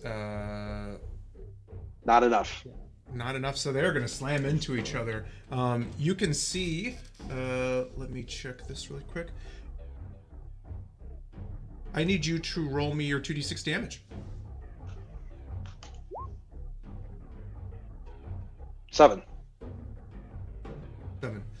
So knowing the math on this, they are going to try to roll to stop the damage, but I know that they're not. You can see two of the space banshees kind of hit each other, and their pylons shear off as they kind of go spinning through space. But you can see 3 more of the space banshees basically manage to evade each other. So I'm treating groups of ships as one singular ship. If you can't tell, it's kind of like a swarm.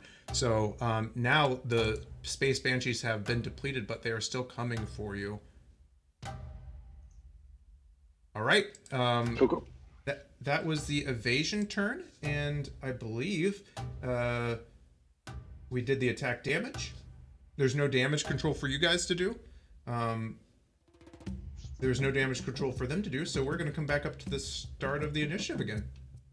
All right, so now we are going to do a new round of command tests. I did it. Beautiful, and you stunted.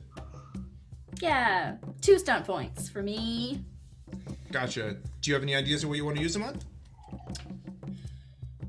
Oh, probably maneuvering guidance. Gotcha. Antoc is going to try to roll theirs.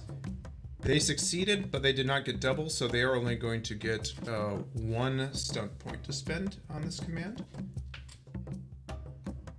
And the formation of banshees are both going to do theirs. no doubles there. So each, oh, the last one got doubles, so they get 4. But did they succeed? What's the target number? Oh, you're right. They didn't succeed. I'm sorry. I was looking at the wrong row. I was looking at above it. So yeah, they don't even get 1. They didn't even succeed. The target number is 11. Ha! Thank you, Cassie. In your pirate Alrighty. faces.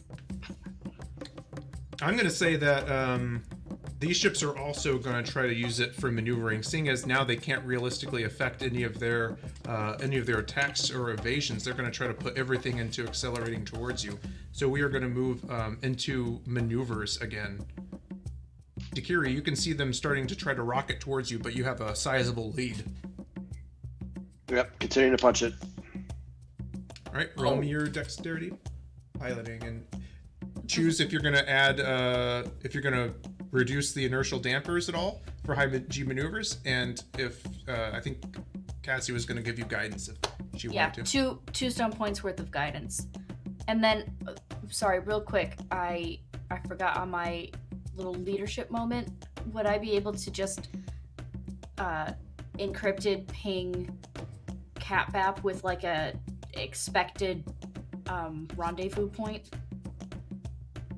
Yeah, you can. Where are you guys planning on? Where are you guys planning on meeting? Wherever Dakiri says. Do I see any like? I'll try to pick a spot of uninhabited space. Unless that's something I can do. I mean, I don't want to put everything on Dakiri, but like wherever you're piloting us is where I'll ping Catbap. So however we want to handle that. We just need a jump point, so you just gotta describe where you're gonna jump to. Perfect. When we get clear Yeah, so of this. You start setting that up, and you have a sector of space in mind looking at your mid to long range sensors of an area that you can try to jump to. So yeah, that's Cassie's intention, is to encrypted ping Catbap with a rendezvous spot. Got it. Alrighty. Now it's the maneuvers test. So, Dakiri, it's up to you. Are you gonna add any more high G maneuvers, or are you just? Yeah, I was, but I forgot to announce that, so I guess I don't That's this fine. time. So 15. I mean, you can add it after the roll. I don't care, but it's up to you. We'll take another 2. All right, I need everyone on the board to make me a Constitution Stamina test TN10. Remember, you have a +2 from good juice. And Dakiri, don't forget you have your +2 from my guidance. Oh, right. Okay, so it's On a that 17. test, yeah. So it's a 19 total, it looks like, right? Or because No, I add it. Okay. Wait. It was a 15, so if I add 2, it's a 17. Okay. Did it. And that 15 included the +2 that you did for high G maneuvering already? Oh, sorry. No. That's why it's So a 19. it would be a 19, yes. There you go, buddy. It's all good. Only the second time ever doing space combat rolls. So looking at this, we've got, did anyone roll below a 10 with their +2? Ooh. Looks like Sure did. I have a 7. Oh no. Okie dokie. So, are you going to spend any fortune to? There's no way. I rolled 2 1s and a 2. I rolled a whole 4. The dice A whole gods. 4. So how many of these 13 fortune am I giving up? You are going to be giving up. Ooh, they rolled low too. 4 points of those 13 fortune. Everyone else who did succeed still takes half. So everyone else takes 2 points of damage. Penetrating. So the Cervantes rockets off. So this is an opposed dexterity piloting test. Everyone pouring into. They're actually also going to be doing some high G maneuvers. So I'm going to do Antoc's ship. He's going to try to match you and do a +2 to this. +1 from guidance, so with a total of +3.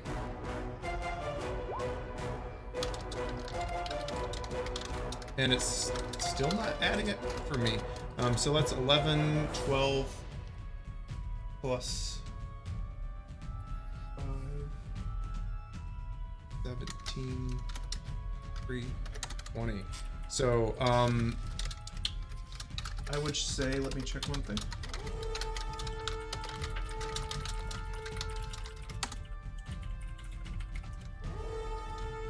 Oh, actually, they get a -2 to this test, so that makes that an 18. So they do not succeed, but they gain 1 band on it. So the Cheops moves. You can see as it basically rockets forward. You can tell that people on board that ship are probably not having a very good day, as it is able to advance 1 band on you. I believe. Let me double check that just to make sure I'm completely on board with it.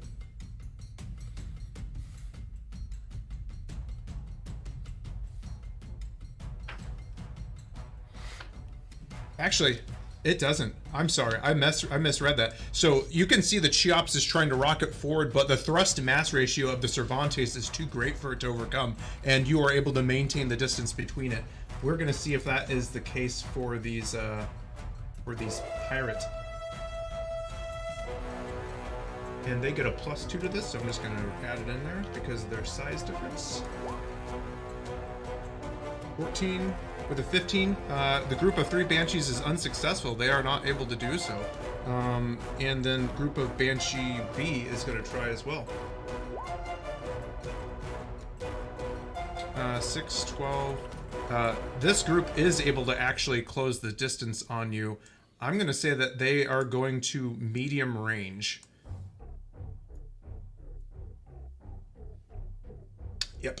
That is their total test. So that is the maneuvering. So the Cheops and the Banshee are keeping pace with you, but you're still quite a ways out. Yeah, that is the maneuvering test. Next up, now we are to our friends in the engineering room. Tack, you are up. All right. Constitution, stamina. Right. So, quick question, Do you have a Chase. question, Sean? So the fact that we did high G, did that give us any advance? Like, did we move further away, or? You're still within the nebulous long range. Okay, So got basically, you were trying to maintain the distance bands between you. Got it. And just to explain that in more detail, so the Cheops and the 3 Banshees, they failed their test, so that you maintained long range. The formation of 5 Banshees, they actually succeeded, so they chose to go to medium range. They didn't want to get in close range with you.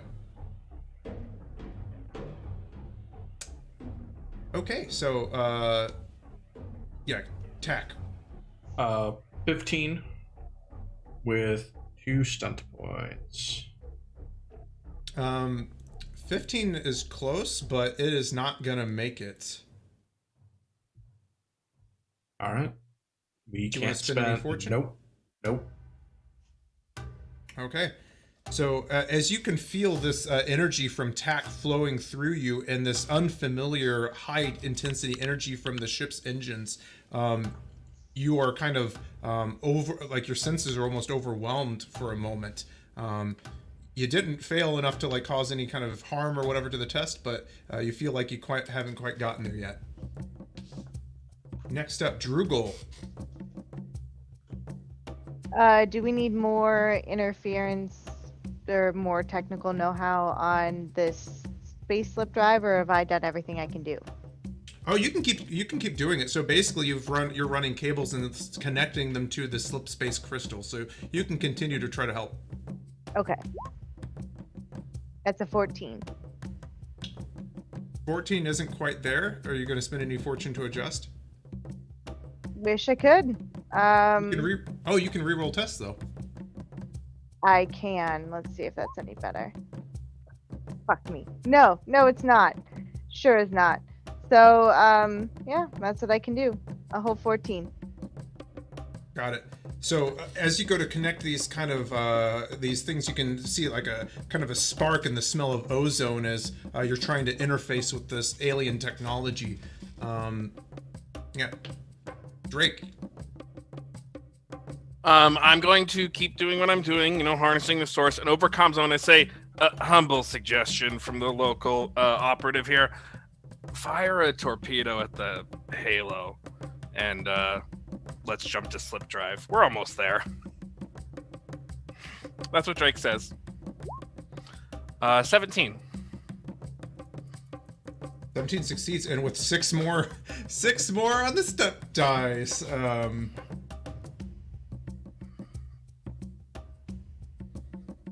I would say with that last success, you can feel like this conduit of energy forming between you and Tack, guided and I would say, what's it called? Supplemented by these fiber optic cables that Druggel's been hooking up to the crystal. And when you you have your eyes closed, you can almost feel like the tendrils of reality, and the ship appears as a bunch of points of light to you. You have succeeded in syncing the slip space crystal with the quantum field generator of the ship. I would say on the maneuvers test of the next round, that Dikiri would be able to try to start jumping to slip space. Cool. And then Drake, when that happened, Drake said, "The drive is in. Slip drive is ready." Question mark. That's it. Question mark. Beautiful. I would say that the other two ships are going to continue with their electronics warfare tests as they do.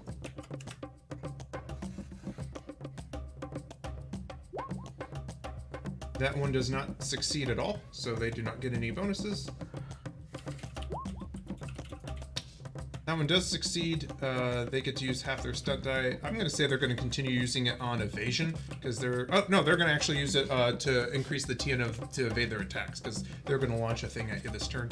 And then the Cheops frigate is going to do the same, even though they are at a very long range from you.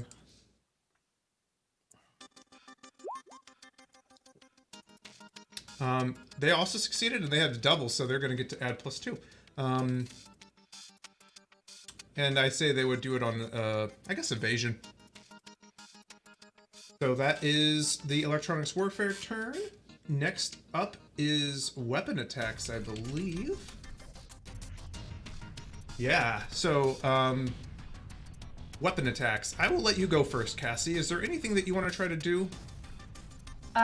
Well, just to clarify, when evasion happens, our torpedo will have advanced, so one torpedo will be affecting the formation of 5 Banshees, right? It's funny, and the rules, they actually say, no, but I'm going to say yes, because I think that makes more logical sense. So yeah, on the evasion step, this torpedo will be with the group of 5 Banshees. Because I'm confused if it's not. Yeah, it makes no sense. They literally just say, if the shot starts at long range, it takes 2 rounds to get there. Regardless, because it's supposed to be so abstracted. But I think, it's now in medium range, so isn't it closer? So that's yes, what I was thinking. They're moving towards each other, so... Correct. So yes, it will affect it on this turn. That's how I house rule it. Okay. So then, taking what Drake said into account, I guess I will launch some torpedoes at the at the piece of Halo. Alrighty, so you launch 2 torpedoes at the Halo? I guess. Alright. That should keep Antoc busy. Yep. So you see, you launch 2 more torpedoes and angle them towards the Halo. The ring of Halo. You know that it'll take it a couple rounds to get to the Halo ring in its distance. I can't Antoc might shoot them out of the sky, right. But, Gotcha. It's funny. It's going to have to... Okay, there it is. The little pop-up for Roll20 kept on getting in the way, so I couldn't actually move the torpedoes. So here we go. You got 2 more torpedoes out, rocketing towards the Halo. That's your weapon attacks. And just to let you know, there is a front-facing gun. In these kinds of maneuvers, if you guys want to get fancy, Dikiri could spin the ship around so you guys could shoot at it. It's a possibility too. But you guys are running, so this is pretty safe too. Yeah, I mean, there aren't any. Are there any guns that would actually? Oh, medium range, I guess. Yep. So you have one That big gun forward that could shoot cannon. at the group of Well, no. I think we're focused on getting out of dodge. So. Yeah. I was just letting you know for future reference. Okay. Okay, so that's your weapon attacks. You can see this formation of 5 banshees. They launch a salvo of those green energy bolts flying at you. So their fuel rod guns are flying. They're hoping that this grouping attack can take you guys by surprise. So you can see there's this large a group of energy blasts start to fly towards you. And we will roll their attack rolls and everything on the evasion turn. So on this turn, the 2 torpedoes that you launched move forward 1 space, so 1, and then this one moves forward 1. And now we are into the evasion tests and whatnot. So I will let you guys roll first. So I'm going to roll this, and this is going to set the evasion target number for the banshees.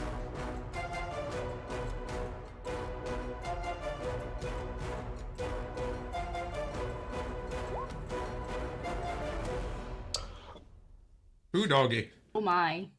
So that is what it will take to avoid getting hit by this salvo of plasma bolts as it is flying towards you. This is not a torpedo, so you cannot shoot these down. Oh, unfortunate. Is And there? now, Oh, sorry. I'm just trying to not miss my spot where I'm supposed to set the target number for that torpedo. Is all. exactly. And so the target number for torpedoes actually just uses your gunnery score. There's kind of like a math to it. And so that math is... So, because when you're shooting like a direct gun, like you roll, but for torpedoes, it's just based off of your stat. So, yours would be 10, plus your competence. So, what's your accuracy score? 2. 2. So, 10 plus 2, plus the sensors on the ship, which is a 1. And then, when I say range modifier is like you fired it, you're essentially from medium range, so it's like a +2 for the thing to try to evade. So, and then there's an additional modifier I need to add because the banshees are a certain size category. That's for me to worry about. So it's 10, 12, 13, 14, 15, and 16 for them to try to evade, it sounds like. Okay. Beautiful. So this guy has a they are going to try to use their, and you'll remember they on their electronic warfare test, they basically are saying, hey, we're using half of this test to try to evade. So they're going to get a +3 to this evasion test on this turn.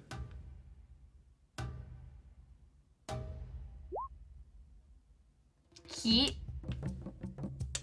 And they do not succeed. All right. I don't think 1, 2, 3, 4, 5, 6, 7 plus 3. No, that is not succeeding. All right. So you can see this torpedo flies into the center of this group of mass. Now I'm going to need Dekiri. I'm going to need you to make me an evasion test versus this salvo of fuel rod bolts that are flying towards the Cervantes. I am going to spend 3 to make the. It was a 20, right? Correct. So I'm gonna spend the 3 in order to make the TN. Got it. So you can see these bolts flying towards the ship as they and you. Oh, and just to remind you too, you can also use high G maneuvers here. You don't need to because you spent the fortune, but in the future that is an option for you. As you, oh, actually, would you like to describe how you evade the bolts? She's Yeah, she's just kind of like, kind of doing a corkscrew barrel roll type maneuver. And as she's doing that, she's actually going to cut the main thrust. It'll keep us moving forward, but she's going to turn the ship on its axis if she can. So like pointing backwards towards them? Yep. So we're flying backwards, pointing towards them. Amazing. Beautiful. You gotta love Newtonian physics. All right, and now we're gonna roll damage. Alexis, I need you to roll me 4d6. I already had it prepped. 18. Holy shit! So you can see this. You can see this one torpedo fly into this cluster of banshees. I don't even need to roll to know that there's a massive blue fireball, and you can see all of them wink out on your display as a collection of banshees is destroyed. Excellent. There is no damage control on that test. That's for dang sure. Oh, and I forgot, on the next turn, the plasma torpedoes continue, and they would have launched 2 more. I got so excited, I always forget to announce what's happening here. As you can see, these bolts of those purple stringing bolts of death flying towards you.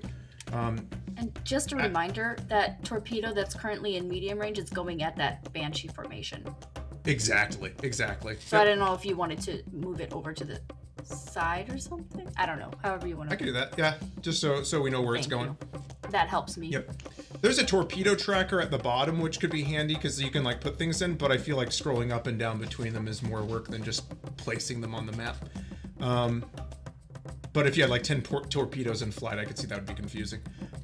Okay, so yeah, so you've blown up a group of 5 banshees as they're pursuing. The Cheops is launching a veritable barrage of plasma torpedoes at you, and the slip space drive is now available. It is back up to the command test time.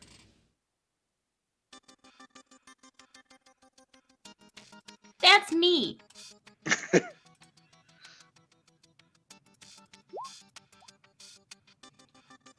No doubles. Just We have one stunt point. Just one stunt point. Antoc is going to make theirs. They made it.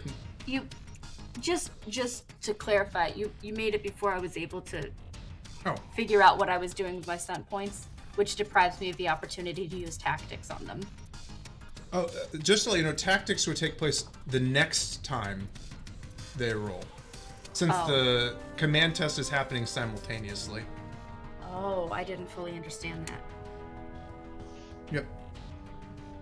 Okay. All right. Okay, then never mind. I guess that doesn't matter.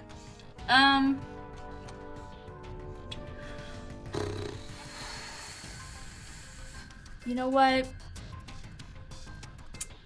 I will spend 3 fortune just so that we get the doubles. Okay.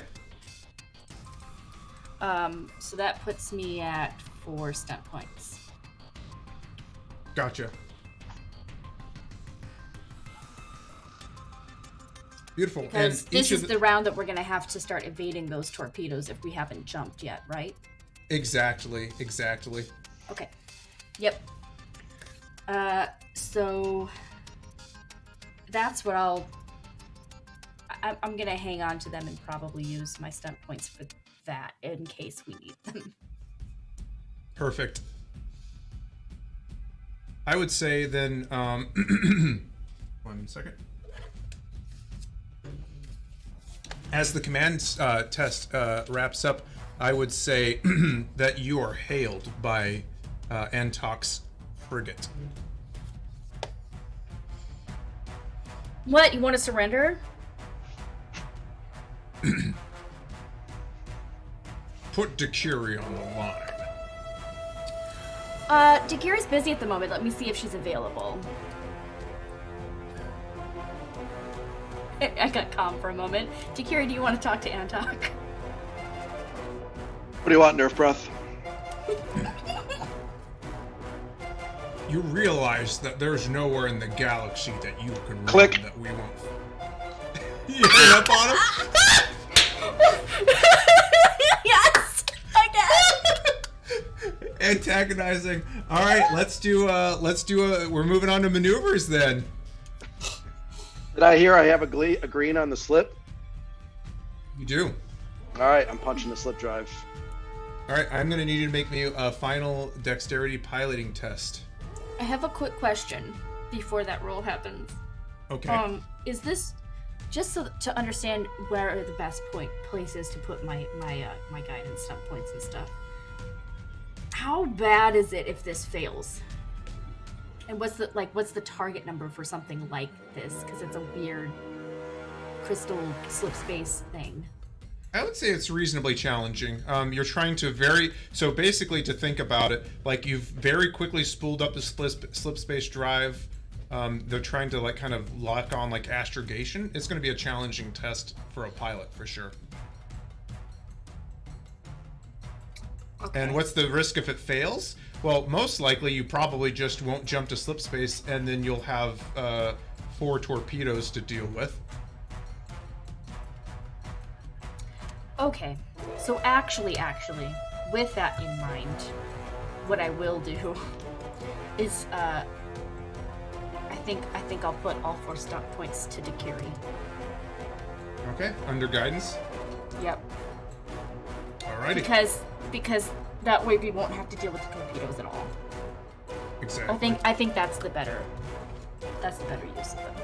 Thank you for clarifying those the risks and stuff. Yeah, no, I mean, this is all kind of abstracted space combat. So yeah, you're sitting here rocketing backwards as these plasma torpedoes are flying at you, and Dakiri's got to try to maneuver you guys through a slip space aperture. It's all high concept stuff.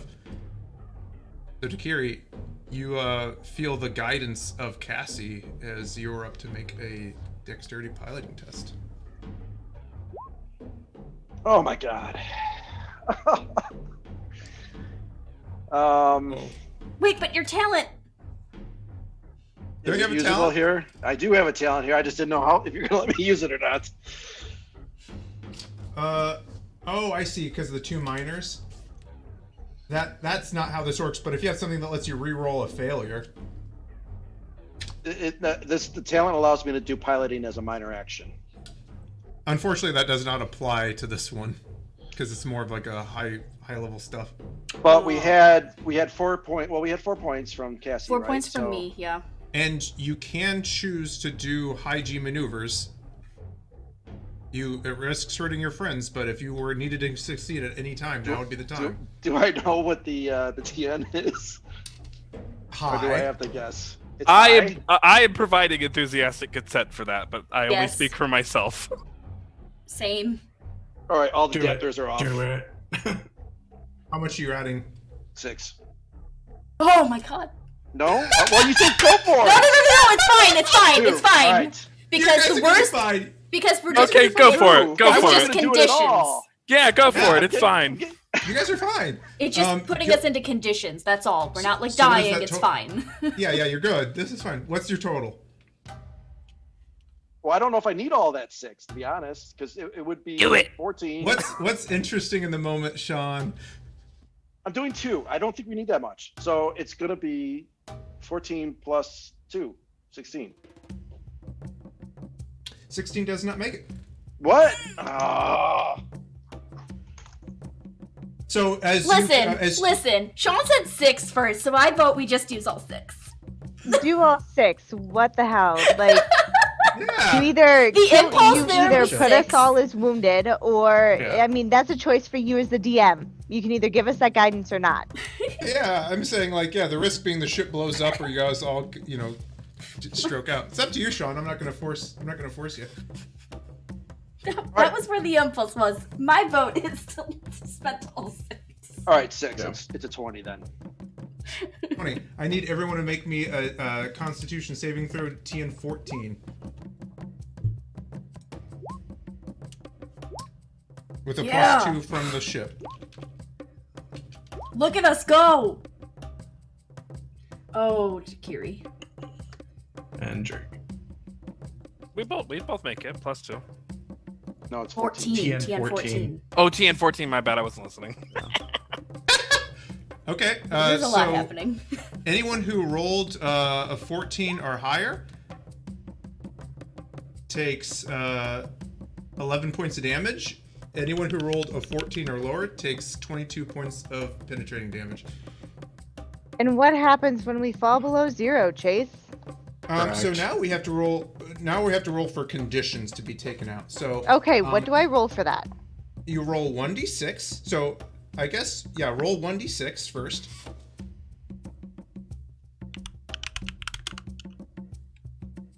We have spent fortune on the Constitution. You can. So when you I don't take think it matters for me. It if you doesn't matter. all right, so when you take now subtract basically any remaining damage. Like, is there still damage remaining after you subtracted what you rolled? Yes. So if there is, now you're injured. Now you roll another d6.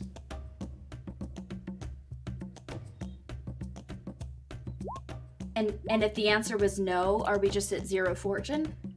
You're just at 0 fortune and you're injured. Okay. Okay, so do I gain that fortune of whatever was on that d6? More like so you were at 0 and then you're in a negative, right? Yeah, I was in -2 and now I've rolled 2d6 and given myself 5. Oh, so now if on that second one, then you're just wounded. Yep, exactly. So But you're I not stay taken at out. 0 fortune. Correct. So, Okay, so it doesn't gain anything. Right. It's like, And what does wounded mean? I'll tell you in a second, please. So because I am at -5 and I rolled a 3, I'm still at -2. Correct. Also, if you hover over the conditions and roll 20, it tells you what that means. Yep. I don't So- have anything for conditions in Roll20 unless Okay. it's a separate sheet. It's, So- it's on the I think it's a- character sheet. It's a thing you have to select, Alexis. I think I just did it on Oh. yours. That's fine. Yeah. We're okay. So Tack, do you still have damage left over? I did. Okay. And Drew, and does anyone else have damage left over? I After sure this? do. I think I will. Ugh. Okay. Anyone who has damage left over is knocked unconscious as the ship lurches through the slip space aperture. Anyone who took on conditions is either injured if you only took one condition or wounded if you took two. The explanation for those conditions are, I think I have it on my handy GM screen here. If I can turn it around. Maybe it's not on here. It's not. That's funny. Okay, let me, I will pull it up for you right here. Conditions. If you are injured,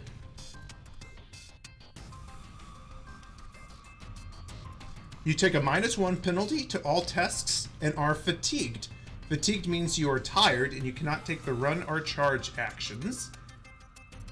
And the next condition is wounded. A character is severely injured. The character has a -2 penalty on all tests and is exhausted. Their speed is halved and they are unable to take the charge and wound actions.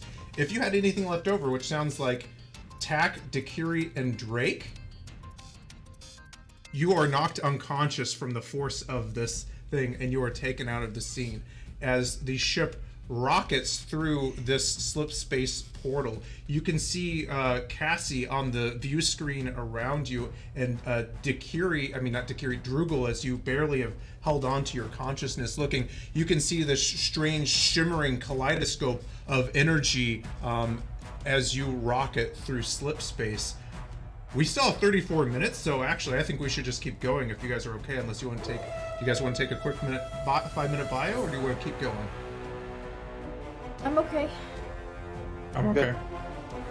So, So- just to clarify, who all is still conscious?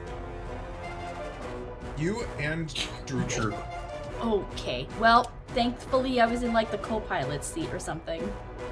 Yeah, so I would say Cassie in the command seat, medical alerts start going off across the board, and you can see from your heads-up display in your armor that 3 of your crew members are down with internal hemorrhaging. Drugel, in the cargo bay, or in the engineering room, you can see around you. I'm going to switch the map over to the Cervantes. Cassie, and in front of you, Cassie, Dakiri slumps in her chair. Drugel, you can see Tack and Drake fall prone to the floor in front of you. So when you see Tack, it almost looks like he loses they lose cohesion with the swarm, and so it kind of just slumps down. Yeah, exactly. So quick question about what turn order is like. You guys can take whatever order you want. This is kind of out of combat. You're out of combat. You're in slip space now. They weren't close enough to you to jump into slip space behind you. So it's not like they're in the corridor. So whatever order you guys want. Would someone need to pilot right away, or would I be able to try to... Do I have the capacity to try to, like, bring Dakiri back to consciousness quickly enough with my healing device? Yeah, I mean, the ship is just kind of cruising along through slip space, so it doesn't really need any, like, active maintenance. It's just kind of... It's on autopilot right now. I'm gonna take off this, like, high-paced music. Is it still going for you guys, or did it stop a long time ago? There's no rhyme or reason to it. It's just like... It stopped for me. Okay. Okay. So then whenever makes sense, my intent is to heal Dakiri up. Okay. That's my first step. I'm Sorry, gonna- I didn't mean to cut you off there, Liz. That's okay. It's good that we went down this way. So I have that med kit. Mm-hmm. And so I've got Medigel or Biofoam, whichever makes the most sense. Probably Biofoam to stabilize these two. Exactly. So Biofoam will temporarily, I think, alleviate a condition, so you can bring them back to consciousness with an application of Biofoam for each one. Okay, so then I have to apply with a success of TN11 for intelligence. So good fucking luck, guys. We'll see how the dice deal. Because I'm not going to take time to use the Medi sensor. So I think it's just straight intelligence for this. Because I don't have medicine. The medicine, sir, I would say, like, it's just there. It gives you I think it gives you a +2, doesn't it? Yeah, if you take the time to use it, but you actually have. I'm assuming that you... So it reads, it's a +2 to related test that provides a +2 when using IntMed as a primary investigation focus for treating a patient. Got it. Yeah, so I guess thematically, then, if you think you would take the time to use it or not, it's up to you. I would not. Okay. So 11 for one of them. Barely Nice. makes it. And 14 for the other, so I'm able to get them both up. Some good rolls. So you basically run over and, like, well, actually, I'll let you describe it. Let's see, so Biofoam. Applying with a success TN11 int allows the recipient to temporarily reduce an injured or wounded for a number of hours equal to their constitution score. When used on a dying character, it temporarily stabilizes them for a number of minutes, their current constitution score, after which their condition continues to deteriorate. So, are they dying or just wounded and unconscious? They're just wounded and unconscious, and I would say that Okay. This brings them back to consciousness. Okay, but they're still wounded. Right, yeah, it's just like... Perfect. It's like they're injured, but in a few hours they're going to be wounded again. Okay, so I guess Chase can tell you for how many hours you're injured, and then you'll go back to being wounded if you're not treated. So whatever your constitution scores are. Gotcha. 3 hours. I would say... Exactly. So the Biofoam, you basically, like, has an injection port, and it comes with a cocktail of drugs meant to stabilize people on the battlefield. And I would say it kind of stings and burns at the site wherever you apply it. Drake, as you kind of gasp to breath, and Tack as their consciousness kind of returns, this foam helping alleviate the worst of the symptoms. We're gonna kind of switch over to the captain's chair as Cassie tries to do the same with Dakiri. So with my Valakesh, my hand device, what is the function that I need to use here? I would say just because there is one that helps with like long-term recovery, but I would say there is one that's kind of about stabilizing a dying character. Yeah, that just removes the dying condition and moves them to helpless, unconscious, and wounded. But right. So I mean, he was already unconscious and wounded. Right. But I would just say the stunt points of that. So I would say whatever the target number is for that, and the power points that one takes, because you're basically alleviating the unconscious condition. Okay. Okay. But not doing anything further than that. Gotcha. I mean, healing would work too. If you bring her up, then she would become conscious again, but she would still have her conditions. Okay. If you just want to heal her. Okay, so that can work then. Okay, I'll do that. Hey! Nice. Didn't generate any stunt points though, which is unfortunate, and I don't have any fortune to spend, so. Oh, you know what? It doesn't matter. We're not in combat. So I will be spending a full 3 power points on that. And let me roll my 3d6.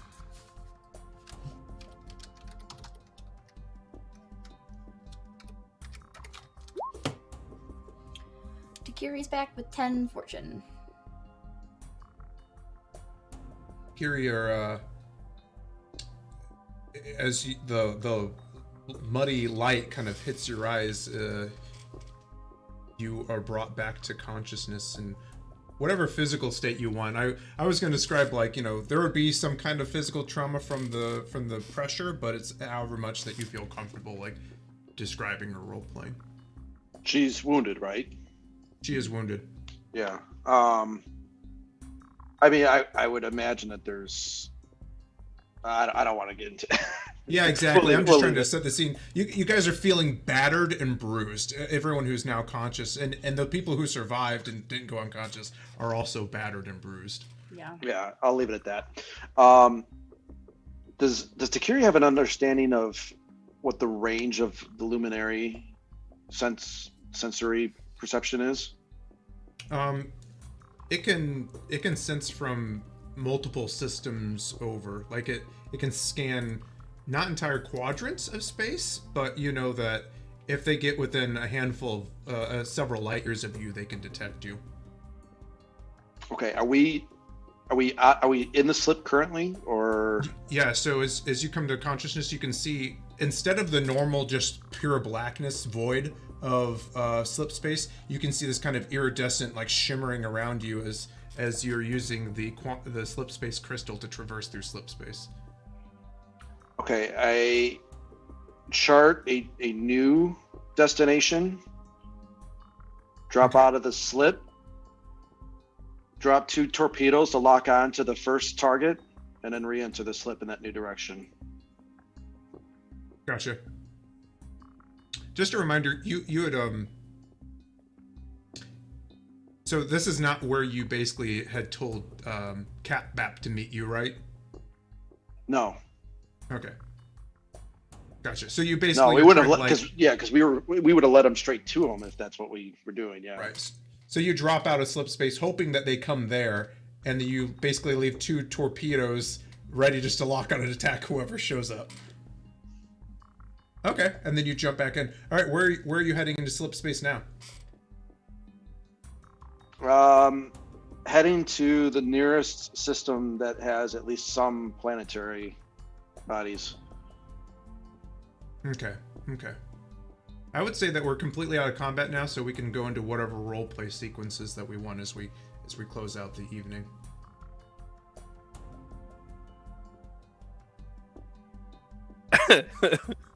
Drake will say, listen, this is the first time I've been knocked out unconscious on someone's spaceship. Wasn't my worst Tuesday night. You know what I'm saying? As like Drugel restores Drake to life. Man, I hope this thing has those med pod things, because I don't think my insides are gonna stay in my insides forever.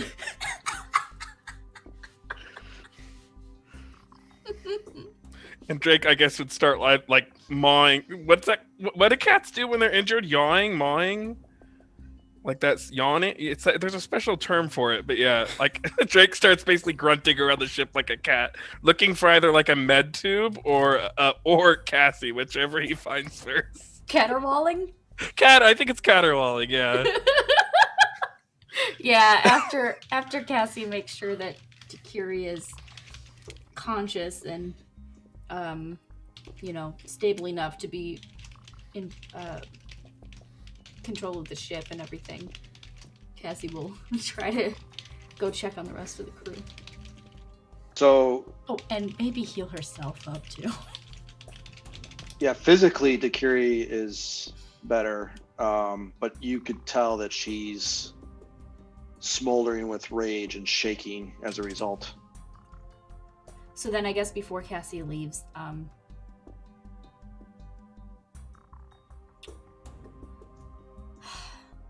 she'll just, as she's healing up Dakiri and sort of tending to the situation in general, seeing the seething rage, Dakiri will just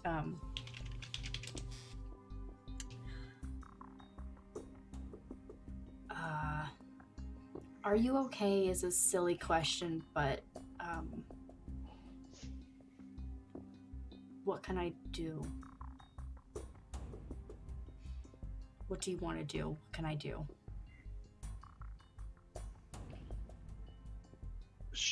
Dakiri just seems like she's unable to even speak, like tremoring. Her whole body's just kind of shaking, and you just see it on her face, like the anger.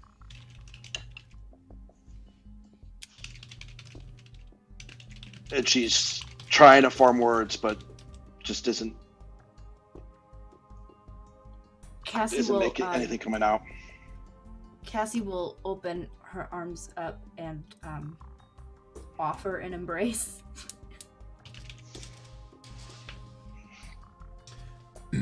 I would say, Cassie, as you reach in to hug Dakiri, well, that's if Dakiri consents. I'm waiting for the consent. Oh yeah. You're not getting any anger from her towards you. Right, but sometimes people don't want to be hugged. I get it. In these kinds of moments. No, you would know that. Yeah, she's consenting. Okay. She'll go in and just give her a very quiet but very firm embrace, like gentle but firm. I don't know how to describe that better. That's fair. And Cassie, as you go in to give Dakiri this hug, Dakiri, what color are Dakiri's eyes normally? Violet. Well, the good eyes, violet. You can see that Dakiri's eyes are actually a pitch black, like shadows are flowing over them, and the lights in the cabin have started to dim. Drake, you feel what almost feels like a dark side type of energy emanating from somewhere within the ship. Cassie, as the lights begin to dim. And that is where we're going to call it for this evening. What the fuck? I said, when we first got here, I was like, I'm gonna try to see if the ship has dark side stuff on it. But I was like, nah, never mind. We'll just do this stuff. Well, here we are. Okay, well. And yeah, because it's 10 till, and we can pick that up where we left off. Just to let you guys know, so the ship does actually have it has a lot of accommodations. We can go over it, but yeah, there's a med bay with auto docks to heal you guys up. You guys aren't in any physical danger now, and we'll be able to heal up. I would just say, just since they didn't have a chance, Tack and Drugel, was there anything that you were going to be trying to do in those just few minutes? Tack to set the scene for the next scene? Pulling themselves out of the reactor and kind of slumped up against the wall, trying to rearrange themselves back into their armor and get their bearings again. So, Perfect. Watching Drake walk away, probably hand him a bottle of whatever liquor Drew keeps on them, and then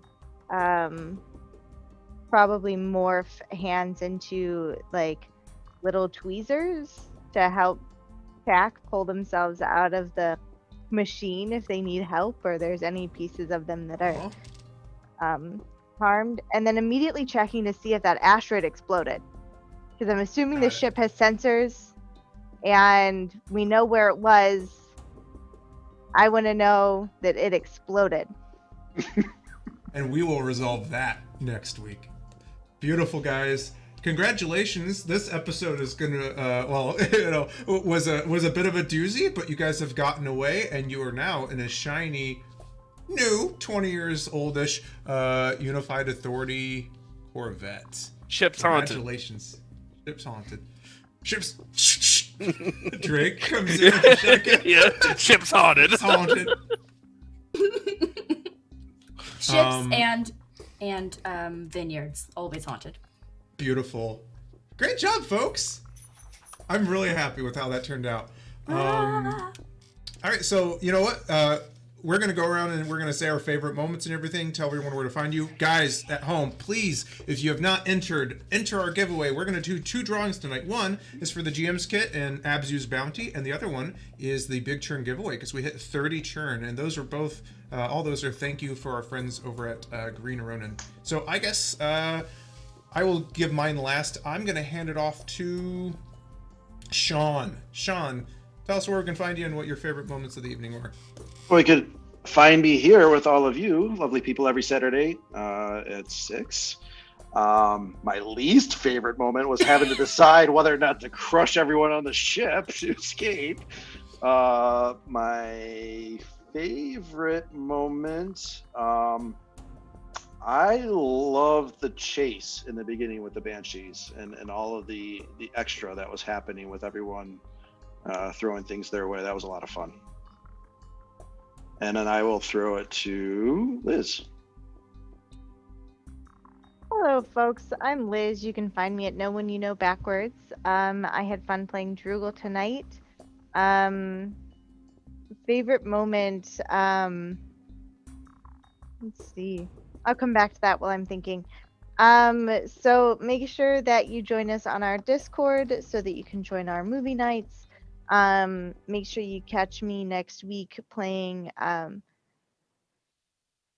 maybe Civilization, maybe some more Stardew Valley. We've got the other half of winter to go through. No, fall.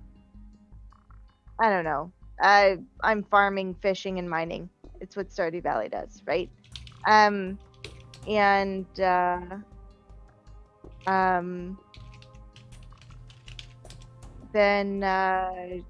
keep watch. I'll be back doing that Tuesday and Thursday, and then back here on Saturday. So that's what I do. And the favorite moment, probably spinning the exocraft around so that Drake could do their own stuff. So just it's really fun to watch this group play so synergistically. So that would be favorite moment from the night, and I will pass it to Matthew. Hi folks, I'm Matthew Foreman. You can find me here at Twitch.tv/Dice Priority. You can also find me at Twitch.tv/Matt Foreman, where I stream Monday through Fridays, where I stream retro games during the day, and then in the afternoon / early evening, I stream Dead by Daylight. I'm mostly Survivor. I don't really stream Killer anymore. You can come watch and learn how to. Well, you can watch me rage mostly, but then occasionally I have some good insights about looping and stuff like that. My favorite moment was I mean, I loved it. I loved it when the whole okay, I'll spend 6, and we were all like, oh no.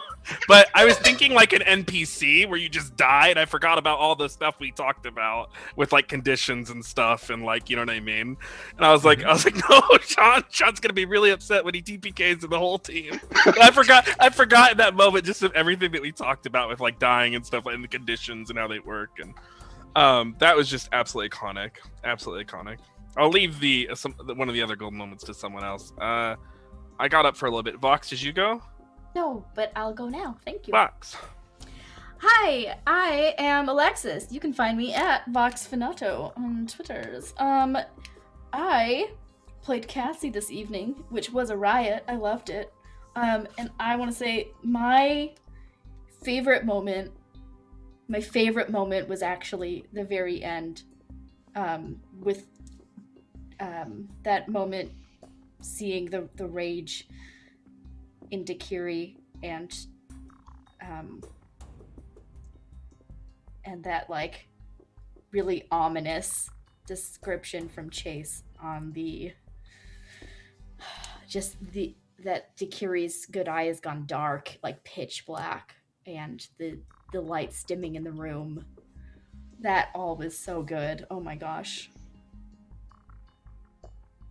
It's gonna be so tense for next session. Just such a way to kick it off next session. Really good cliffhanger moment.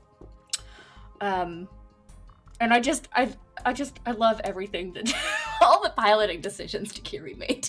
They're so good.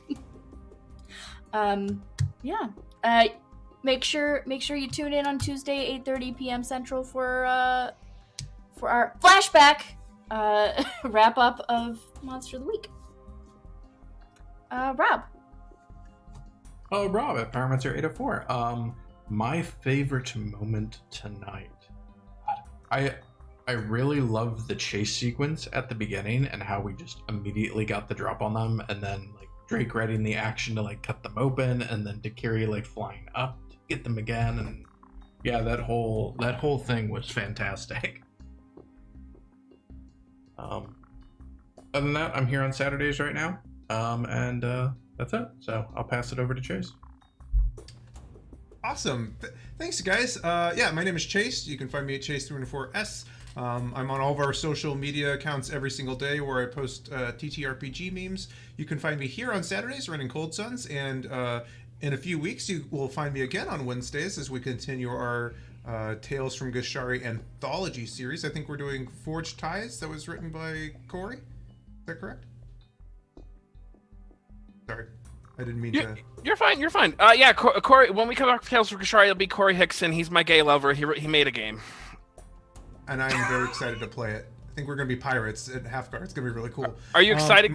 Are you excited for the content, or are you excited because my gay lover wrote the game? Both. Yes. Which matters more? Your gay lover wrote the game. Yes. There you go. And so I would say, my favorite moment, I had a lot of fun making the chase scene. I was really entertained that you guys just fucking decimated. Like, I was like, they're getting 5 attacks for like the ships too, but I'm like, they've got the shields to deal with. It'll be fine. And you guys just like decimated the shields in the first turn. I did love the sassy moment of like letting Antoc talk and then just immediately cutting him off. Like, he was gonna do the monologuing, there's nowhere you can run, and then just like fuck off. I'm greedy, so I'm gonna say 3. I loved because I'm the GM, I can do whatever I want. I loved that Dakiri chose, like, basically it was so cinematic that all of you would get knocked out with the last push to make sure that you got, because if you didn't, you were gonna get fucked by like 4 torpedoes. So that was a great decision. And then just, I know that we've been kind of building up to the cliffhanger scene at the end for quite a while, and it makes me so happy that Cold Suns just always seems to end on good cliffhangers. I don't know, that makes me happy because it's through almost no doing of my own, it's just timing and you guys being great. So thank you guys so much. So I think that we're gonna do our giveaways really quick. Let's do the drawing for the players kit giveaway, and then we will do the big churn giveaway. So no one entered the players kit one. So darn. Well, guys, there were 14 of you I saw earlier in chat, so you missed out on a chance to win. But let's do the big churn giveaway then. All right. Close entries and pick winner. Come on. Angie Pops. And I think they followed us today, didn't they? They did. Yeah, I came in with the raid as we were starting up. Yeah, the Infinite Monkeys? Yep. Yeah. Is that right? Infinite Monkey Tail, something along those lines? No. Yeah. That's awesome. Well, we'll get in contact with Angie Pops, get them the code for that. Congratulations, that's really cool. That's the second time, by the way, that happened, that somebody followed that day and got it. So that's really exciting to see. All right, guys. Well, we're gonna roll the outro videos and then stick around because I think we're going to be raiding. Let me check the. Do you know who we're raiding tonight? Well, just stick around. We'll figure out who we're raiding and show them some love from Dice Priory. All right, thanks, y'all.